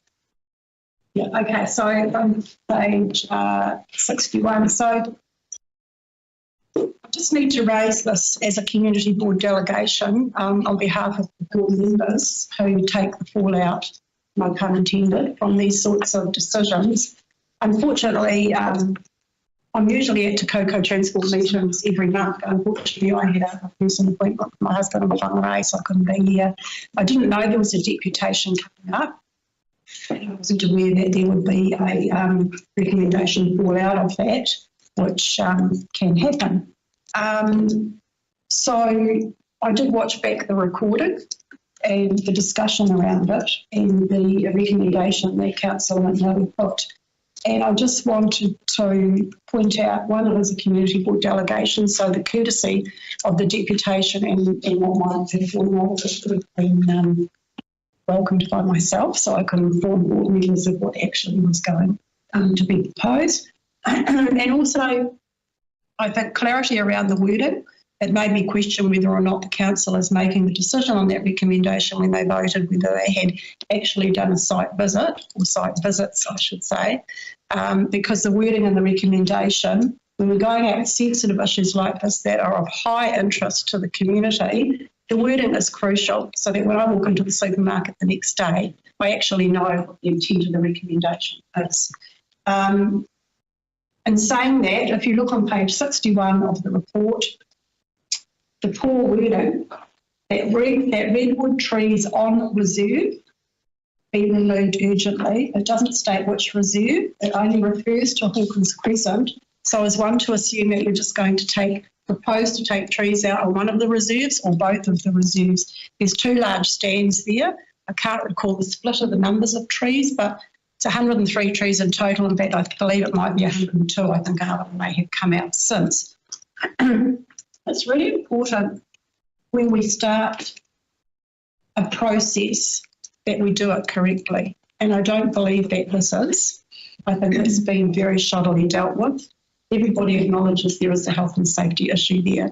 However, the responsibility of this sits with the CEO and his duty of care and liability. And I have spoken with the CEO, and he has said that he will come to the community board and discuss this issue with us, which I thank you, Guy, for that. You need to bear in mind as a board, there are 8 people who are experienced and have a long term relationship with the community, and some of those members live in Kirikiri and Waipapa. We have also some young elected members who know nothing about redwood trees and have made comments and sent emails and have absolutely no idea on the history of these things. And when we get into sensitive issues, and at community board level, the 2 most sensitive issues are pets and trees. We have a policy to always go out to the public when it comes to trees in Kirikiri because of the high sensitivity of them. And I feel that this needs to be managed in communication and comms with the community board is high priority. So just wanted to have my say on that, whether the trees stay or go. We obviously need to make some decisions quite quickly within the council. And I just think when you see recommendations like this and the discussion that was around it. The other thing is I think bringing it into a transport meeting committee, which people are not watching like they watch a council meeting, is not very smart in the sense that if it's going to be a sensitive issue in the community, it needs to come to this table today, and I don't know why that deputation is not here today. So that's in the public arena for people to imagine. Thank you. Thank you. Any questions on the community board minutes? Chair Radkin. Not a question, just another typo on E. My whanaunga piri mōkena. One up to. All right. Do we have Councillor Foy? Councillor Foy, do you have anything you'd like to add to the minutes for the community that we have on our table? I wasn't at the last community board meeting because we had the local waters done well workshop with the Northern Council. So no, nothing to add. And that is correct because your apologies are in there. That's all right. We will put the motion. All those in favour say aye. Aye. Those opposed or abstentions. That is carried. We're going to go now to item 7.1, which is on page 19, development of a smoke-free, vape-free policy. You find that it's which the recommendation is that council approve the development of a smoke-free, vape-free policy for the farm district. I'll move if I can get a second one. Deputy Mayor Thetford. Guess what? When I read this in the agenda preview, I came up waiting. Did you? That's why I'm a bit grumpy sometimes. But I'm in full favour of this, and we're late to the party. Our cousin councils have already put stuff like this over the line. My only thing is that I think this makes a lot of sense to have a policy like this. Is that my expectation to our chief executive is that we lead by example, like I have, they ate, and that I would like our staff to stop smoking and vaping at the front of our offices. If they could please use the little smoke shed at the back, we were very much appreciative of that if we are going to lead by example in being the regulator for a smoke-free and vape-free policy. Deputy Mayor Stratford.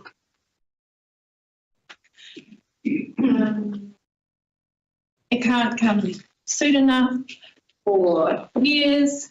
Have had many conversations with people on playgrounds on our land. You know, there's no signs, why can't you put a sign up? We don't have policy. We did used to have one, but it lapsed.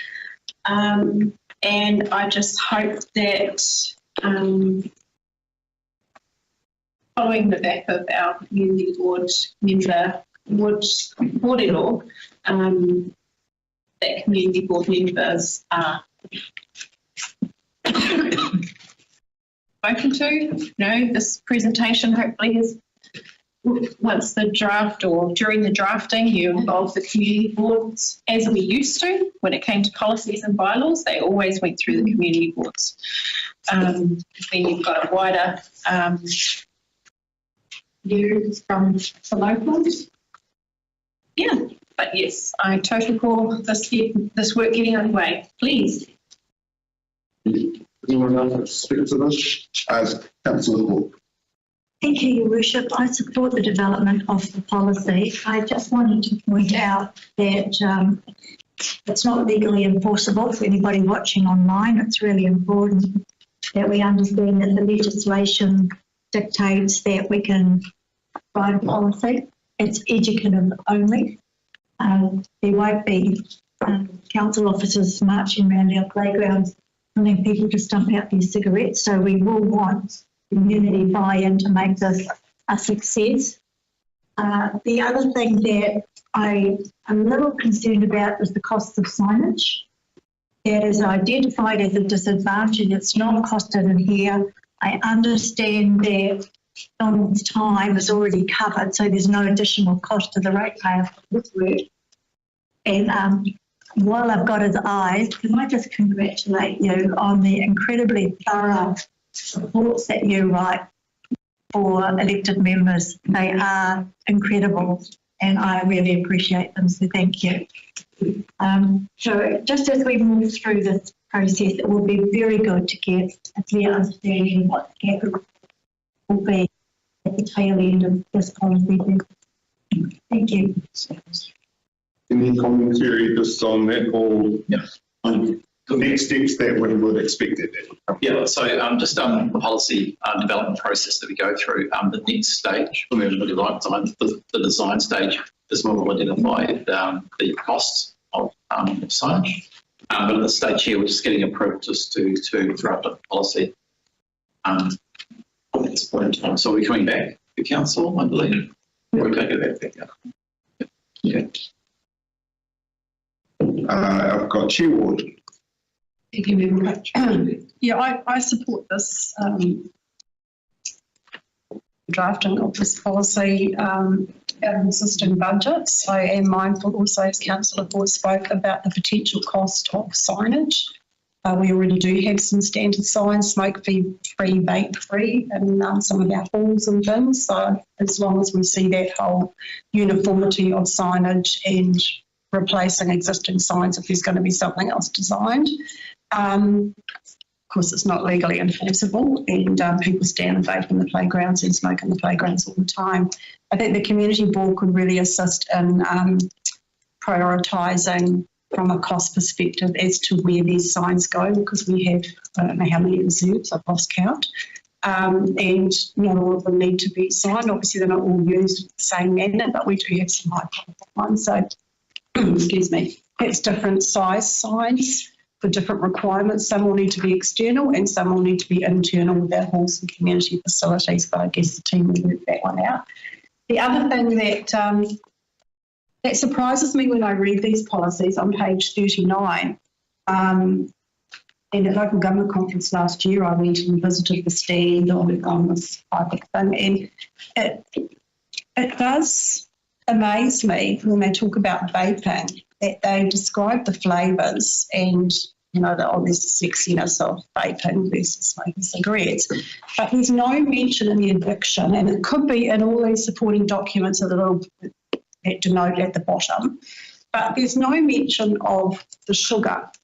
So the flavours, the syrups, and that is what is addictive. So a lot of the vaping is actually nicotine free or low nicotine, and what they're addicting you to is the sugar. And if you go to the hospital, you see kawakawa on the wall, and they show the levels of the sugar and the nicotine and the liquid that makes up the vape. And in actual fact, what they're doing from a very young age is getting the kids hooked on sugar, which is the most addictive substance in the world. So I just wanted to put that on the table, that nothing I read mentions the addiction of sugar. It's all about the smoking and the nicotine. Thank you for that, Chair Ward. We will put the recommendation. All those in favour say aye. Those opposed or abstentions, that's carried. We're now going to go to item 7.2, new lease to the Kawakawa Memorial Library Centre Incorporated over 3 Wynyard Street, Kawakawa. That's on page 45. Moved by Deputy Stratford, seconded by Councillor Research. Deputy Stratford.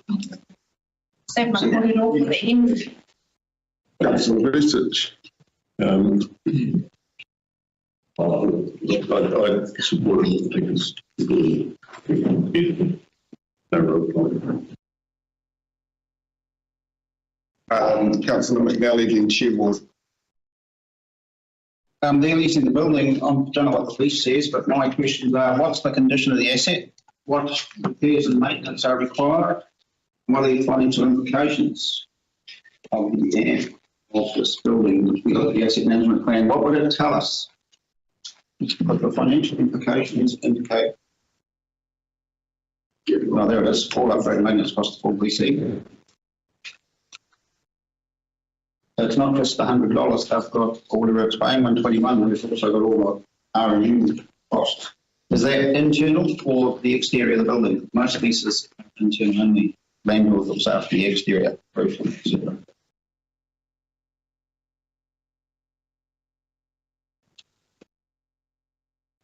Was that, I didn't think that was a rhetorical question.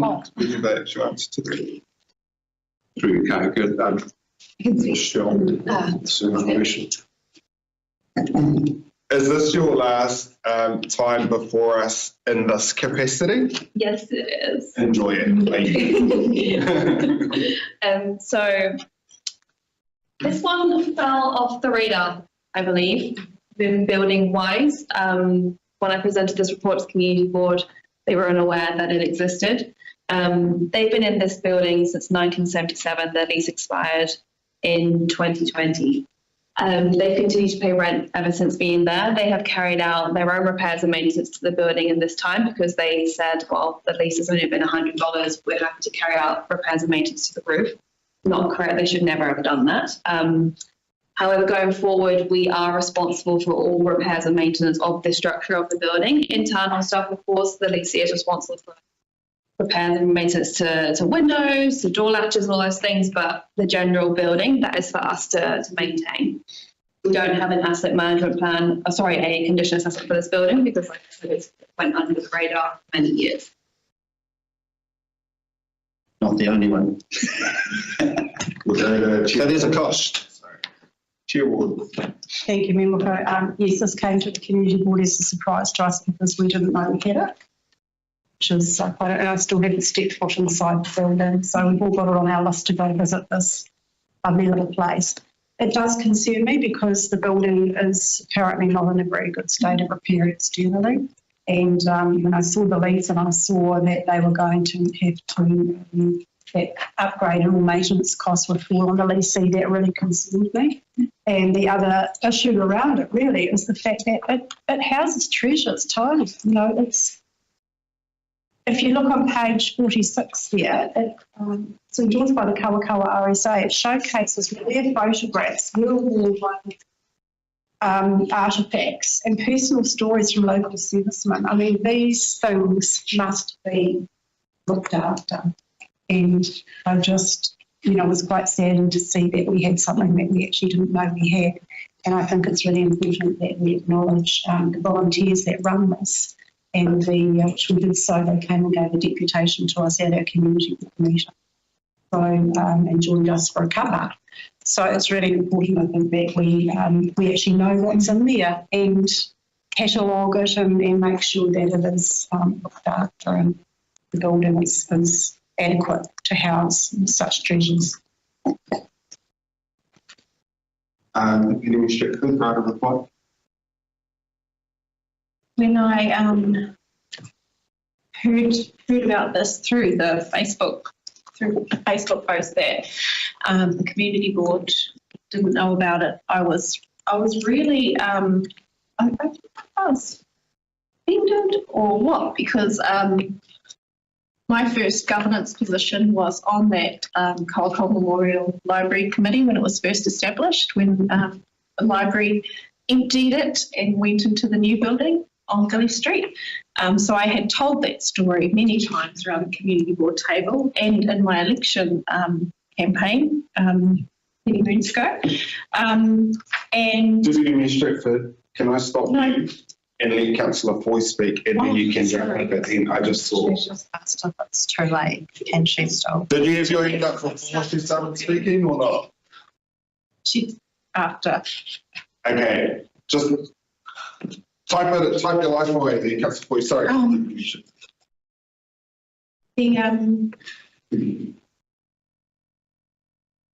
A previous community board chair was one of the founding members as well. So Noam Shepherd, has since passed away, was the chair of that committee for a really long time and had been pushing for council to do its bit and hurry up with the lease. And it's not the only lease too that many of the Kawakoa or Bay of Islands Whangaroa leases have been waiting on. But as an outgoing community board member, it's so important that I provided a big list of all the committees. I attended that meeting as a community board member. So when I finished that role, came onto council, I wrote a list and I gave it to governance for them to induct to the new community board member. And that flow is just not happening. And it's so important that it does happen because staff change as well. And as elected members, we've got a role here today, but for the people that you've stood up here to represent the groups that you've supported and having, getting community board funding, what have you, if they don't have their lease, they struggle to apply for external funding. A new council could come along and possibly that's what Felicity's talking about, they might decide that they should own the building. Reasons why they do not want to own that building, big reasons why they do not want to own that building, and why the community doesn't want ownership of that building. So you have to hold on to these stories, pass them on to, start writing in case you don't get re-elected, start writing your manifesto of all the community groups that you sit with, all the assets that you know of in your rohe that council owns, so that this doesn't happen, because it could very well have been sold from under them if we went through that whole process of trying to reduce operational expenditure. Selling a building like this is one of those things that this council could one day do in the future if it doesn't have a secure lease to be done for. Kia ora. Kia ora, thank you. We'll put the vote. All those in favour say aye. Those opposed or abstentions? That's carried. I'm noting that this authorises manager Rufus, that's you, to negotiate the final terms and conditions. Elected members may reach out to you with questions or commentary around that. Michelle, thank you very much. What's your new roles? So we're working with Nadine Hopkins as the executive project provider. Congratulations on your new role. And make sure whoever replaces you gets skilled up. I will. I've got a huge handover, don't worry. Thank you. We're going to go to item 7.3 now. Elected member steering group for local water Dungal. Actually, guess what? I'm going to skip that because I still need to talk to Councillor Kiskevich about it. We'll take a moment.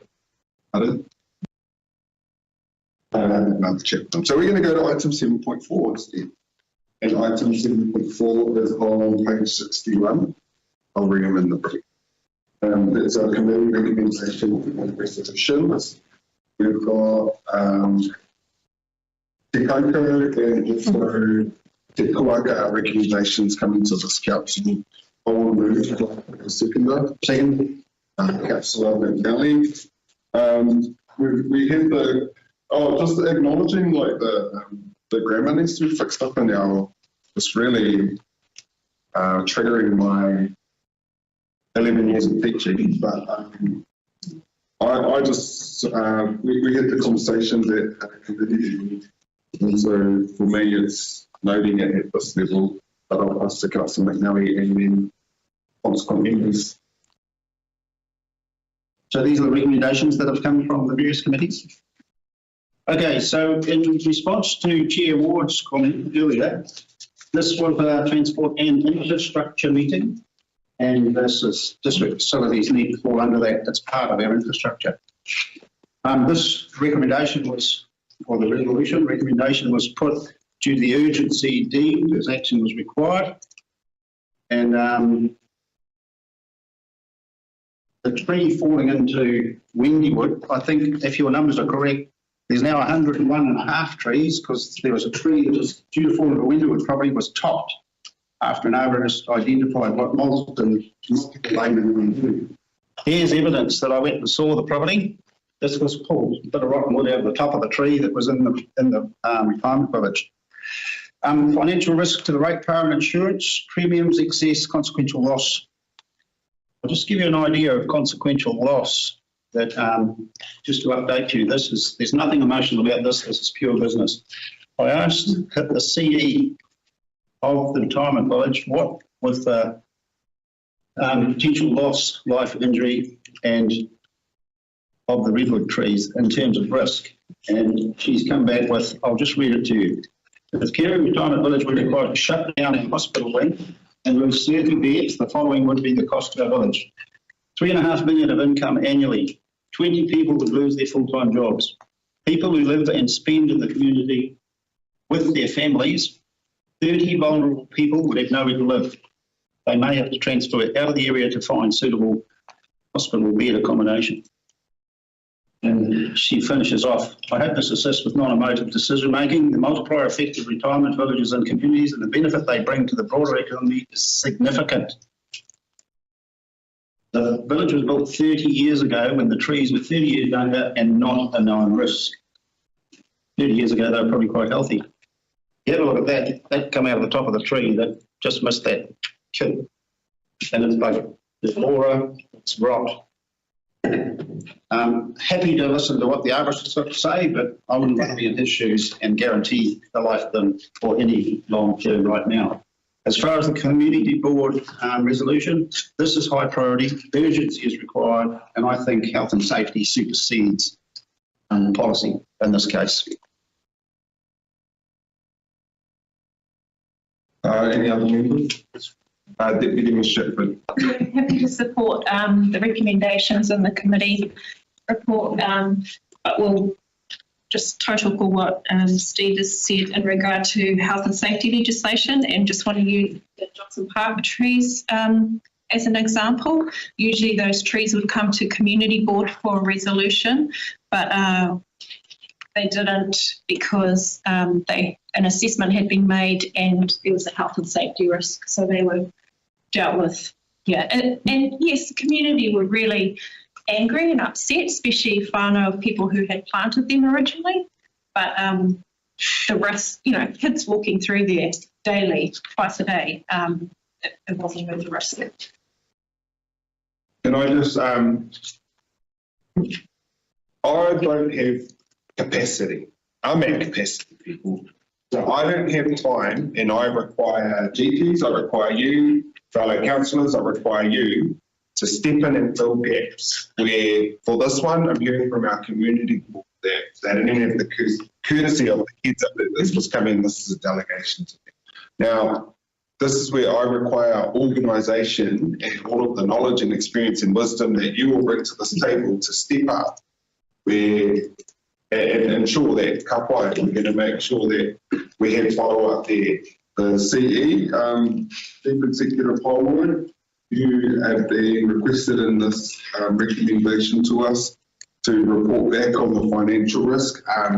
Our GM Garcia on this for any trees. I know we've had arborist there, and one of them had fallen over and did have to cut down. But I expect you to communicate on behalf of this council that back to our community board who get the delegation space. So I expect you all to be the gel. And I had just heard from our deputy mayor too that this lease that some building we bloody own, that I don't know why we own it. It sounds like it just costs us more money, but we're going to lease it out. But that fell through the gaps again. I need you all to step up and fill these gaps when and where required. And I'm not seeing it. So, but I'm in support of the recommendation. Any that need to come down for safety reasons need to come down. The ongoing conversation about whether we keep all these there, or I know the retirement village, I know you've got some plans in that space, and I look forward to the report. Make sure you don't miss our community board out of the conversations that lead to this. Just a point of order there. Community board may have these policy deputations, delegations. Ultimately, the responsibility sits with the councillors around this table. So we supersede all of that. Health and safety supersedes all of it. CE has full responsibility, and the GM, they can act now. We don't need any more reports or anything else. They've got to go, they've got to go. And I understand the history. Alderman's planted them 80 odd years ago, shelter for citrus. There is no citrus other than in a few residential properties around there to shelter anymore.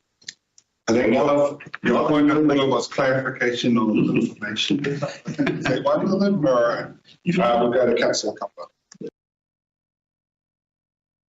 5.1 talked about Sweetwater, and in particular the processes that we had to go through. This is a process. And I understand Councillor McNally and others are saying council has priority, but council also has priority and responsibility of process. That's all the community board is asking. And surely someone needs to trigger that. Community board can't trigger that because, as I've heard, the responsibility is the council. So council must trigger this. What happens? And therefore, I strongly, for future's sake, get these processes properly done. Include them. Thank you. Councillor Corbyn. I have a question of clarification because I'm just a wee bit confused where we're at with this. I've heard Councillor McNally, yourself, and the Deputy Mayor all say you're in support of that recommendation. But agenda item 7.4 is simply to receive recommendations in resolution. It's not to act on them.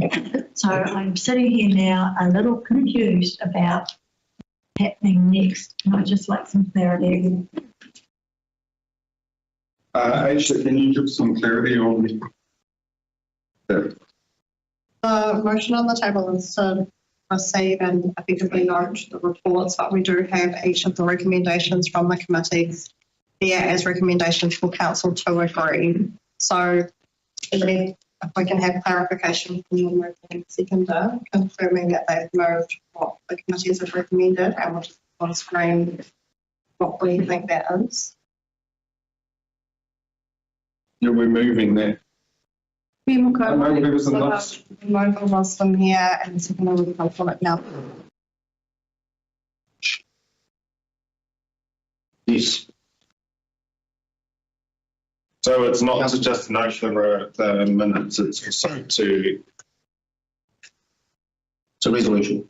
We're resolving what has been recommended from our committees. That's what we always do. Why we even bloody asking? Well, it's... I'm sorry to change the clarity. This is unique because what normally... Whenever there's something that falls out of the delegations of our committees, it comes to this council as a recommendation from that committee for this council to action. For the staff report. And so I just would like to, I'm not debating the merits of the recommendation, I'm just asking for clarity on process. And staff clarify. Sure. Just to clarify what's happening operationally, process-wise, we are assessing the risk of these trees. We have updated reports coming from arborists. No, sorry, Guy. Are we today just noting that these were recommendations from our committees, but we will get these, because there's things that we had no delegation to approve at a committee level. Are we going to have separate reports as per Councillor Ford's highlight? The intention of this report is to bring you the minutes, but also ask you to make the decisions on these items. So there is no intention to bring subsequent reports as presented to the committees to council for you to ratify recommendations from the committees.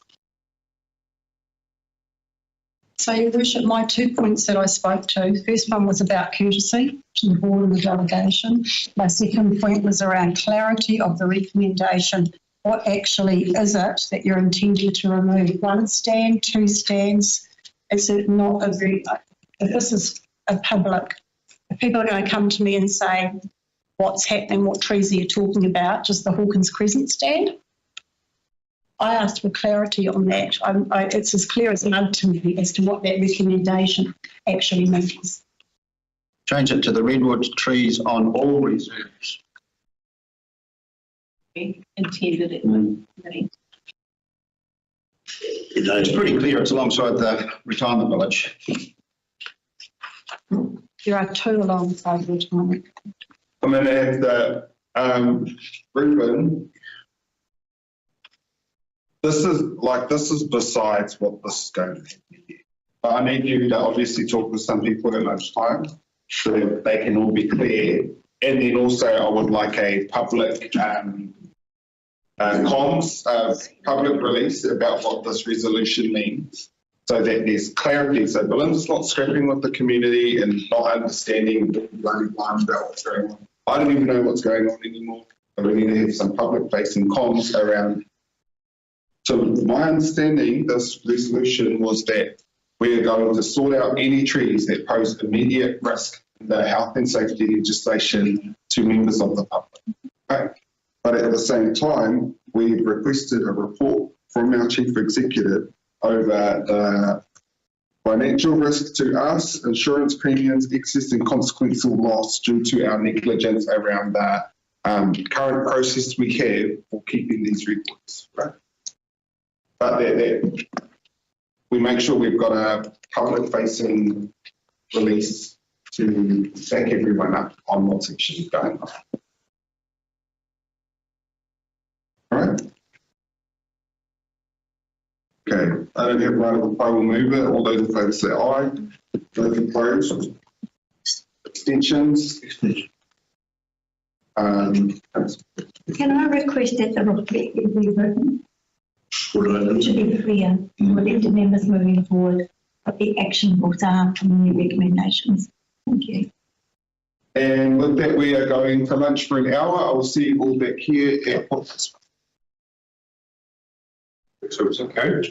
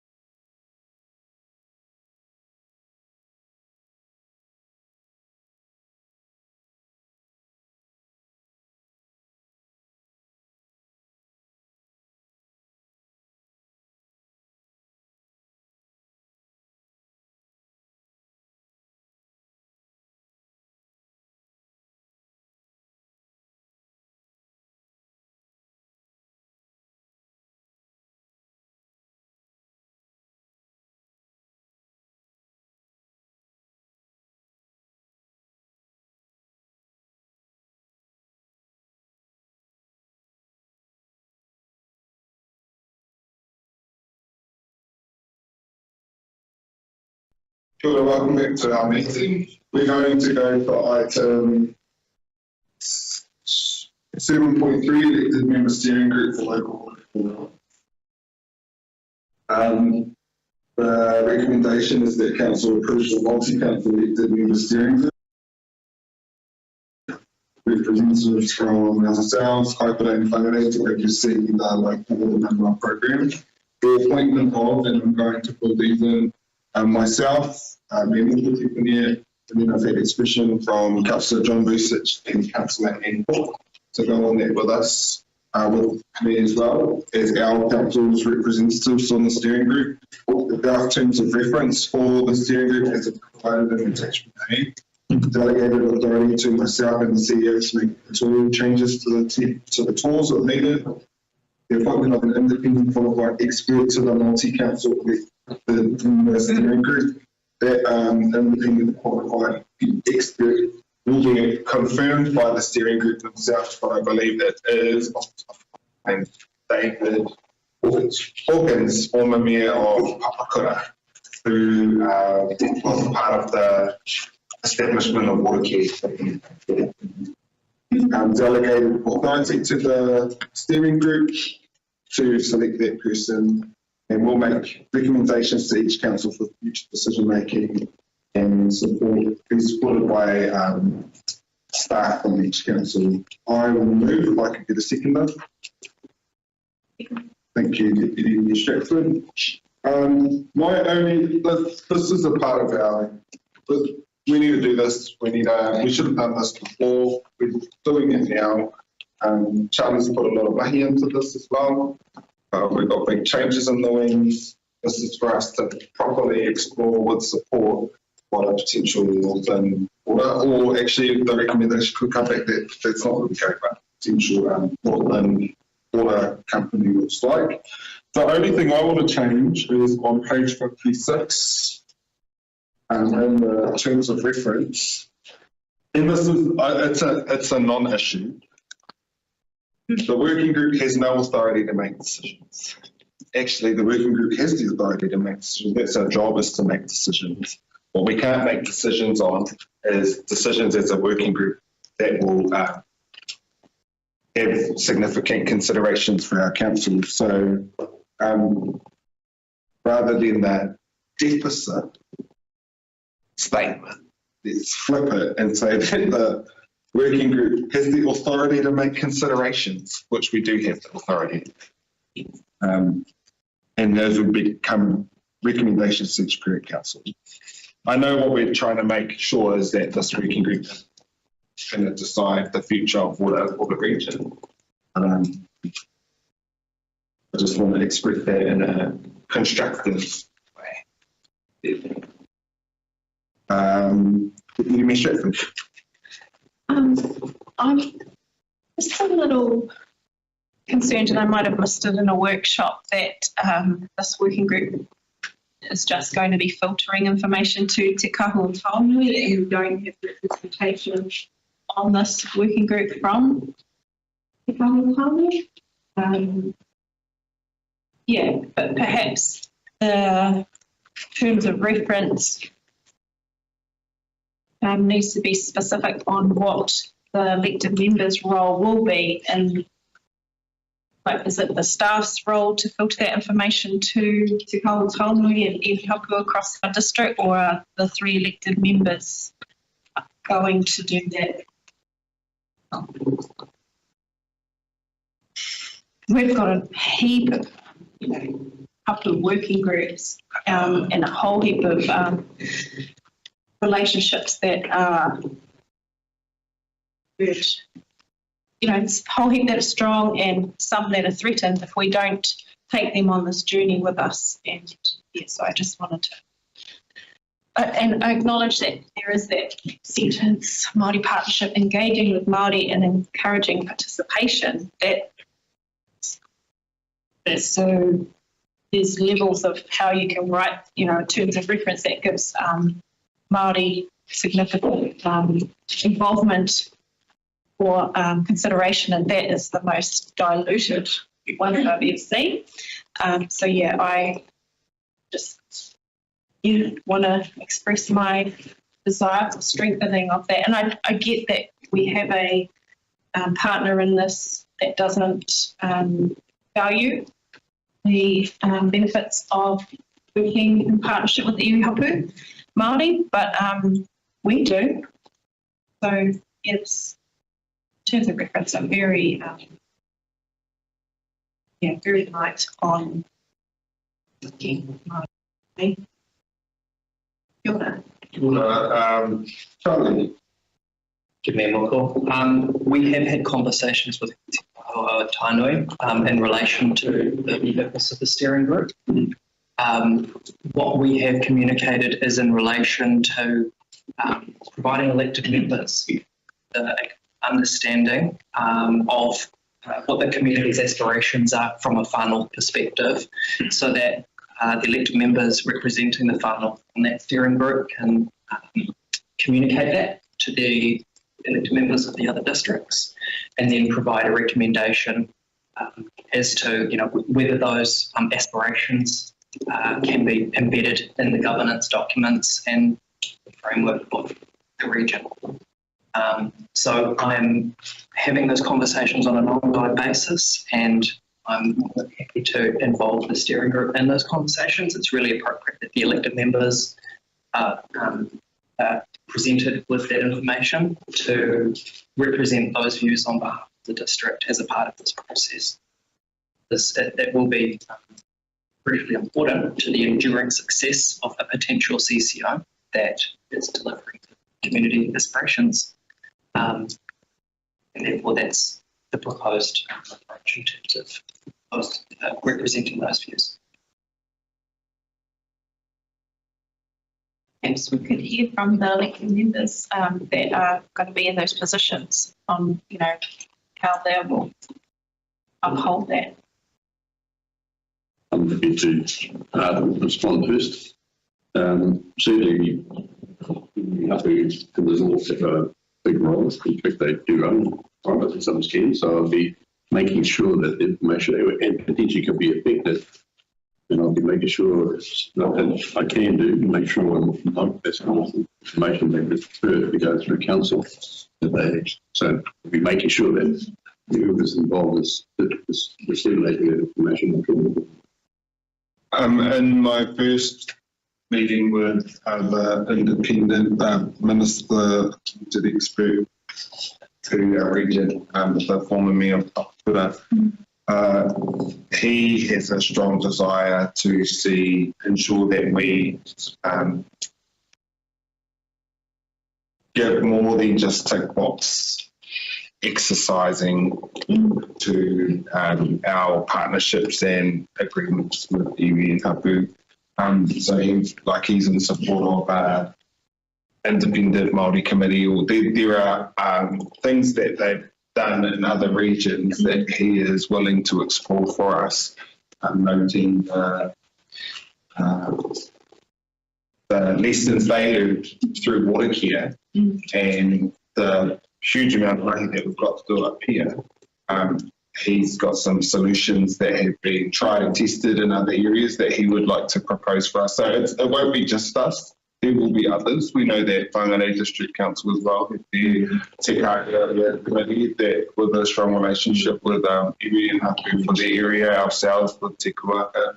I think there will be both governance and operation layers of feedback that ensures that voice is not lost, and it won't be lost on us as our representatives to the steering group to ensure that we maintain those modes of communication.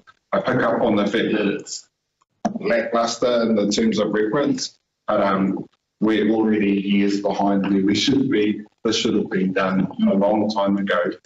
So we're really cracking the whip with only 5.5 months of this pioneering left to us, as well as a countdown timer until whatever of September to provide our service delivery plan. So I hear it. We'll make sure that it's not lost while we're at the table. I don't really need this to move again. Councillor Kappa. Sure, thank you. I think for myself, when I read the Māori partnership, The two components to me that stands out is engagement and encouragement. And I believe up to now, to 2025, I think we've exceeded encouragement. I think there needs to be something stronger there. And I understand that there are councils like ourselves who have intimate relationships with hapu, and I acknowledge that. But we also have access to the mechanism of marketing, which is Te Kahuro Taonui, which covers all of Taitaka. And to me, I'd like to think that if there is engagement, then, and I'm not alluding to takahi o ngā hapu o here rohit, not to stand in any of the regional areas, but I think that mechanism is there for us all to engage with, not so much encouraging, but ensuring that there is an engagement. And, you know, we've heard it in this hall here, where it's that genuine to engage, as opposed to just, oh, by the way, did you know? To me, that's not enough, not for 2025 and going forward. There has to be something stronger. There has to be a more consistent, reliable, so that it is felt that the statuses of both rangatira and rangatira are recognized and adhered to as well. Just by way of right of reply, definitely take that feedback on. We'll keep everyone in the loop should this go through and we establish this group. But also just highlighting that our Te Kahuro Taonui, our iwi partners, need to make themselves very clear in what they expect of us. I haven't had anyone reach out to me. We had Te Rarawa, which was great, submit on our local water done well program. But Te Kahuro Taonui didn't, and we didn't actually hear back from anyone else. So definitely going to go in and ensure that we capture those voices, but those voices also need to be very loud to us when they need that they, if they want a seat, they need to make sure that they definitely want a seat. Right now, I haven't. So we're going to just keep ensuring we uphold our obligations that we have legislatively, but otherwise going to carry on. That was the right. Those in favour say aye. Those opposed, abstentions. That's it. We'll go to item 8.1 now, which is the Chief Executive report for the period January to March 2025. I'll move. I could get that. Any opening remarks from you, Mr. Holbrook? Okay, go about take this report as read. Obviously, we had the executive review committee on Tuesday, and these KPIs. Take questions. Just as opening commentary from me, I am aware that our CE reports are now available with their own place on our website. Thank you for following that up. So please encourage your networks or funnel your networks to that website if they want to know what our 450 odd staff are doing. Day in, day out. This is such a good capturing of all the money that we do as a council. I have a few questions, but I'll probably follow them up. But just in general, I really appreciate getting these over the line and being able to see what our different teams are doing. I have some specific questions around animal management. The number of RFSs in line with the number of infringements over the period. It looks like we will formally issue infringements on about 137 out of 796 officers, say.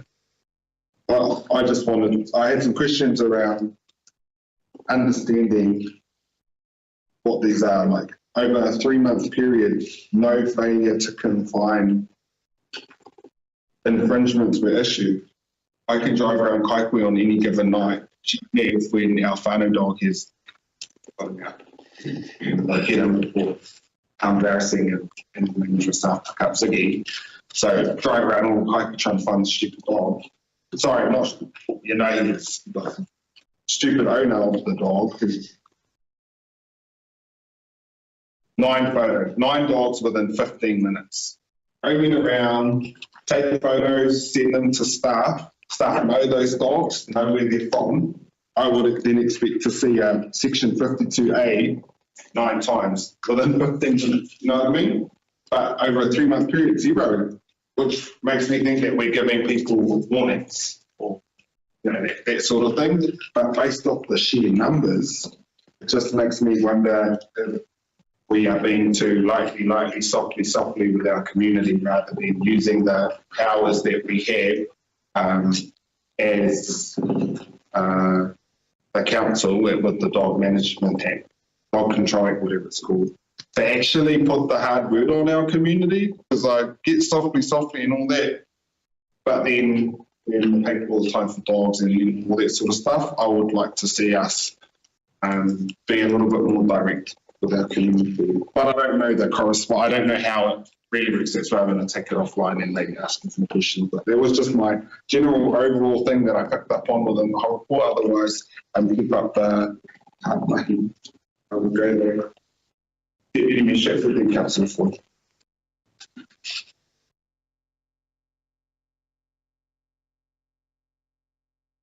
You can go in a different order if you like. Yeah. We'll go to Councillor Floyd. My questions just relate to number 1, the building update. It's great to see we've got another building inspector that's from Kawakawa. I was just wondering where that building officer will be based and what is the timeframes that customers should expect for a building inspection.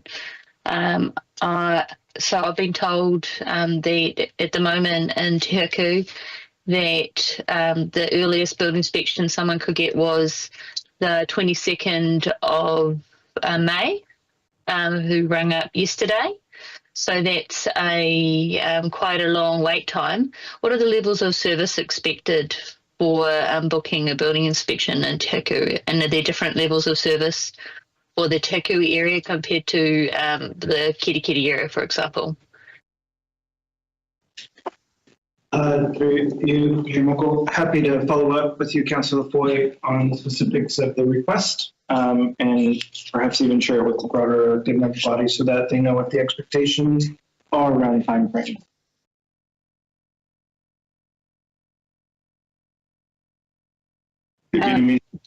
Sorry, still with you, Councillor Floyd. Thank you. The other one I had was around the district facilities, Awanui Sports Complex. A big thank you to Tanya and her team who addressed those health and safety issues with the roof leaking in an expedient manner. That's fantastic to see.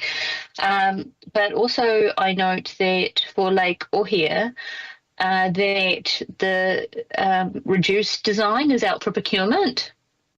The feedback from our community board, I know Adele's not here today, but I've seen at least 2 emails asking for what the design is because it's a reduced design. Neither the whole committee or the community board have been updated for that. So is there any update, and can that project manager please contact in particular Bill in the community board and give us an update and an idea of what the plans are so that we can communicate that to the whole committee. Because Tanya, I'm guessing will answer that, the next question for Tanya is the stormwater. So there's a stormwater strategy that's been proposed and it's been in the making for some time. I just wasn't aware of the timeframes around that, given that the local waters done well does not include stormwater as part of that assessment. So in my view, these stormwater strategies and the catchment management plans will have much stronger weighting, that it's going to be separated from the other two waters.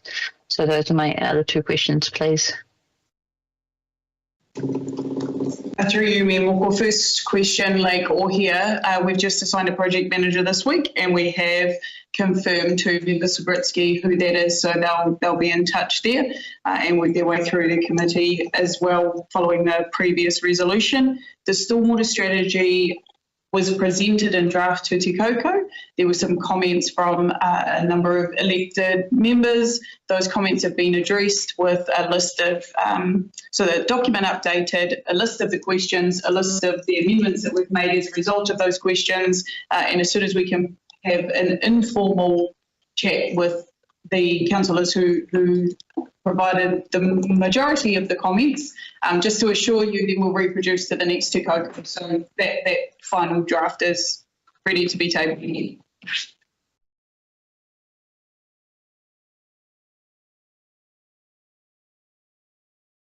All right, Deputy Mayor Stratford. Great report.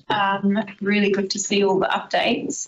It's still missing the civil defence, emergency management. The only time you see those words mentioned in this whole agenda is in Fire Hilda and my report. We've got an orange weather warning tomorrow. We've had the most in the last 6 months. I think it's really important that we know at this table what council is doing in regard to civil defence, whether we've got any gaps in staff recruitment, how we're recruiting them, and yeah, we're just not seeing that. Thank you. You there? You there, ma'am? Sure.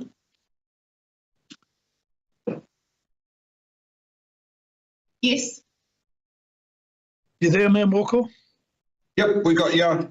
Yeah, good. On page 108, Guy's report, and Felicity Floyd did mention something. This Harmony Sports Complex, as the council now owns it, does it? Because a few years ago we gave it to them. We gave the complex to Harmony. I was involved in that many years ago. Is it now, has the council now taken it over and paying the bills? Through you, Mayor Moko, it is still showing as our asset, and we do still have renewal funding available for that, yes. That's interesting. Okay, the one in Lake Hoya Hall. Have that community or that committee been told how much money is allocated towards that hall? Have they been given a figure? Because last time I went to a meeting in Te Ahu there, which was a bit of a shambles, you know, they were wondering, well, how much money are they going to get, etc. Has that been decided? Through you, Mayor Moko, the funding would have been decided in the long term, but and I didn't attend the community board meeting, but we can confirm that through by the close of business today to somebody if they'd like to know what the available budget is. Yeah, I think, Tanya, it was 92,000 to be exact. You know, that's the budget was put towards it. Because they were fighting about this, you know, when's this money going to come? You know, et cetera, et cetera. That's the issue, the money.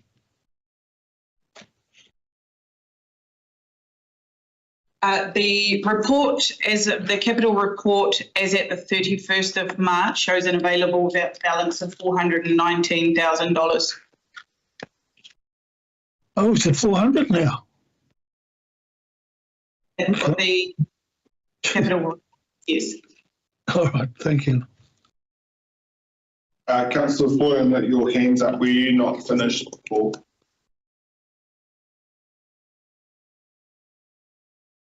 Oh, I just had a question about on page 115. It was about the roading.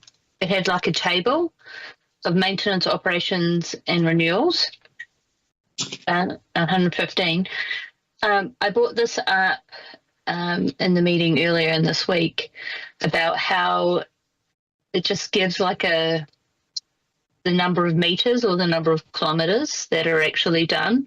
It's not really conducive to actually know where there has been improvements in the road to report to our ratepayers. I know that our Friday notices give some context, but that information from our Friday notices isn't going out to the public. So that would be really helpful for our ratepayers to know in advance where the road's going to be upgraded and where the culvert's going to be done.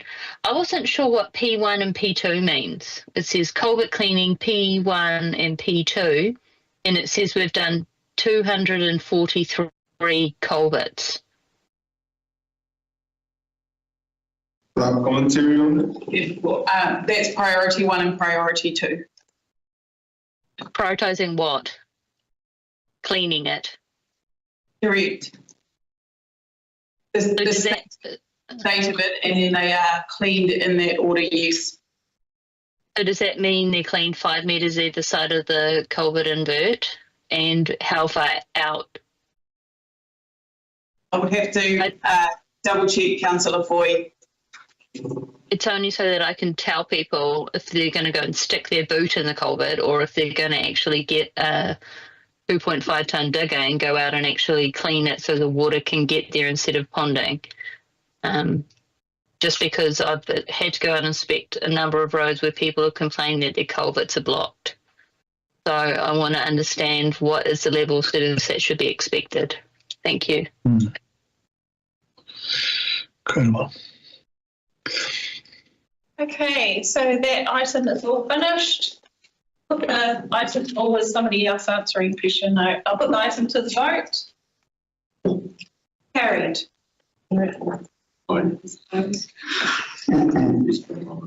Now we're on to Mayor and Councillors' reports on page 130. That's item 8.2. And the resolution is that Council note the report submitted by Kahika, Mayor Moko Tepania, Kopai Kelly Stratford, Councillors Anne Court, Hilda Hapkiard, Harawira, Baikapa, and John Musich. Amuba. John and Babe, thank you very much. And who wants? I can comment. Yes, you want to comment on the report or ask questions on somebody else's report? I'm just going to comment on page 134. I appreciate the value of the LGNZ leadership being put in here by, for me, LGNZ does have a critical role and they'll actually assist with smaller councils like ourselves to lift the overall performance. And now I know they may need to focus on those, maybe get them back to the basics. That's what councils have pulled out, but I think they're quite valuable. Just want to bring in my report this stuff to you tonight, and that's the Raoni Masonic Hotel. We've reduced the number of rooms upstairs from 14 to 7, and took place the urinal, which we have followed from 10 this night, to 4 pods. And we, in our policy, says, oh, that's going to cost you more. Individual charges. Just putting that out there because the actual sewage demand has dropped because of what they're trying to do. So I know that's an issue that's fixed the policy, and I'll have that conversation with quite separately. And the mission house that's up in there, David Clinton may allude to it. In actual fact, it's been more successful and locals have been going there just now. Around that area, just have a coffee, and it's turned out to be more successful from the cycle rate we didn't expect. So that was encouraging. That's my comments. Thank you. Councillor Kappa. No comment. Anyone else? The vote, all those in favour say aye. Aye. Those opposed to abstentions, that's carried. Then I'd like to go to item 8.3, Council Open Resolutions, update on page 109. Is a mover. Seconded by Councillor McGarry. Any issues? Councillor. Didn't we go through this before? we work out something to that the resolution, it becomes a resolution or these things, or are we still sitting on the fence?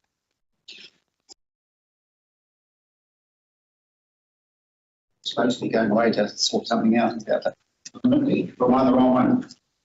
Open resolutions, page 1. Right, We've 7.4. taking a whole heap that were closed on the list, which has happened. Which one again? 8.3. Oh, sorry. There's another one. I think some of these can come on. The Northern Link statement of intent. We tabled our changes. We've got some feedback that can get sent back to us from our joint committee, but I think that can come off. The regional deal, if I look at Northern, that's our public facing through Northern Inc. website. That one I think can come off. Local order done well. I get that it's on there until the final decision paper comes back to us, but in regards to the resolution, we had met the obligation of the resolution. We have consulted on an internal business unit and a multi-council CCO, and we have prepared a statement of an agreement and today established our working group, so I think that one can actually come off being the open resolution.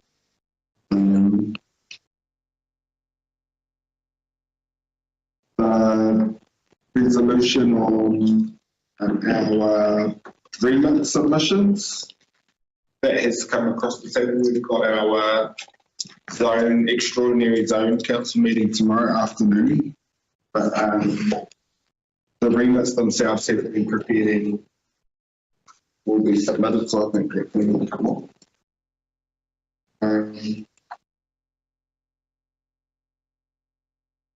That's what I took. I think I missed that whole page, so I'll just ignore that.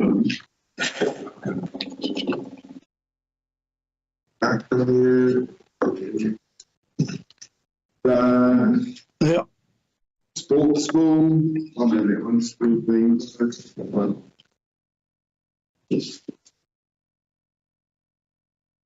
That was all that I had on my list that I had kind of read and really thought, oh, that can come on. I'm Councillor Radich.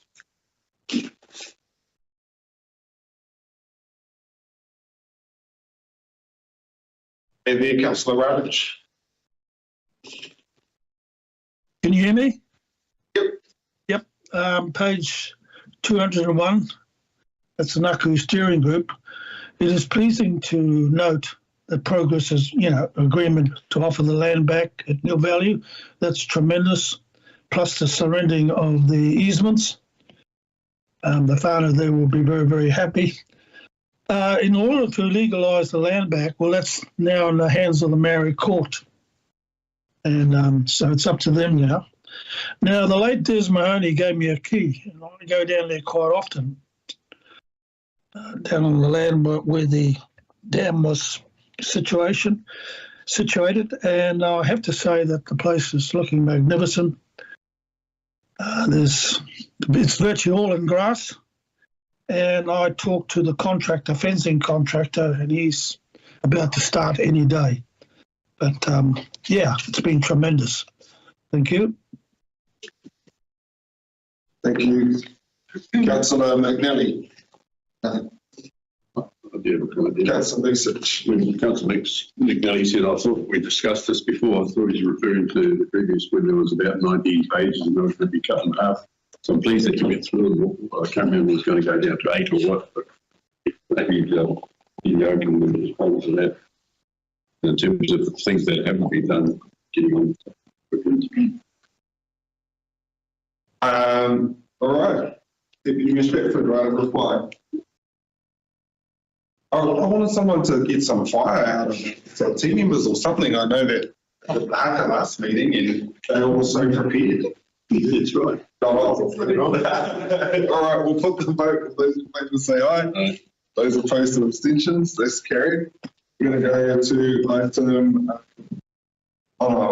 Are we finished? Finish that part. Yeah, I'm going to now move that we exclude the public for item 9.1 previous minutes, 9.2 previous community board minutes, 9.3 housing for the elderly, upcoming due diligence and negotiation, and 9.4 council public excluded from the resolutions. Moved by myself, seconded by councillor Research. All those in favour say aye. Those opposed to abstentions. That's carried. And if Adrian, you could pause out.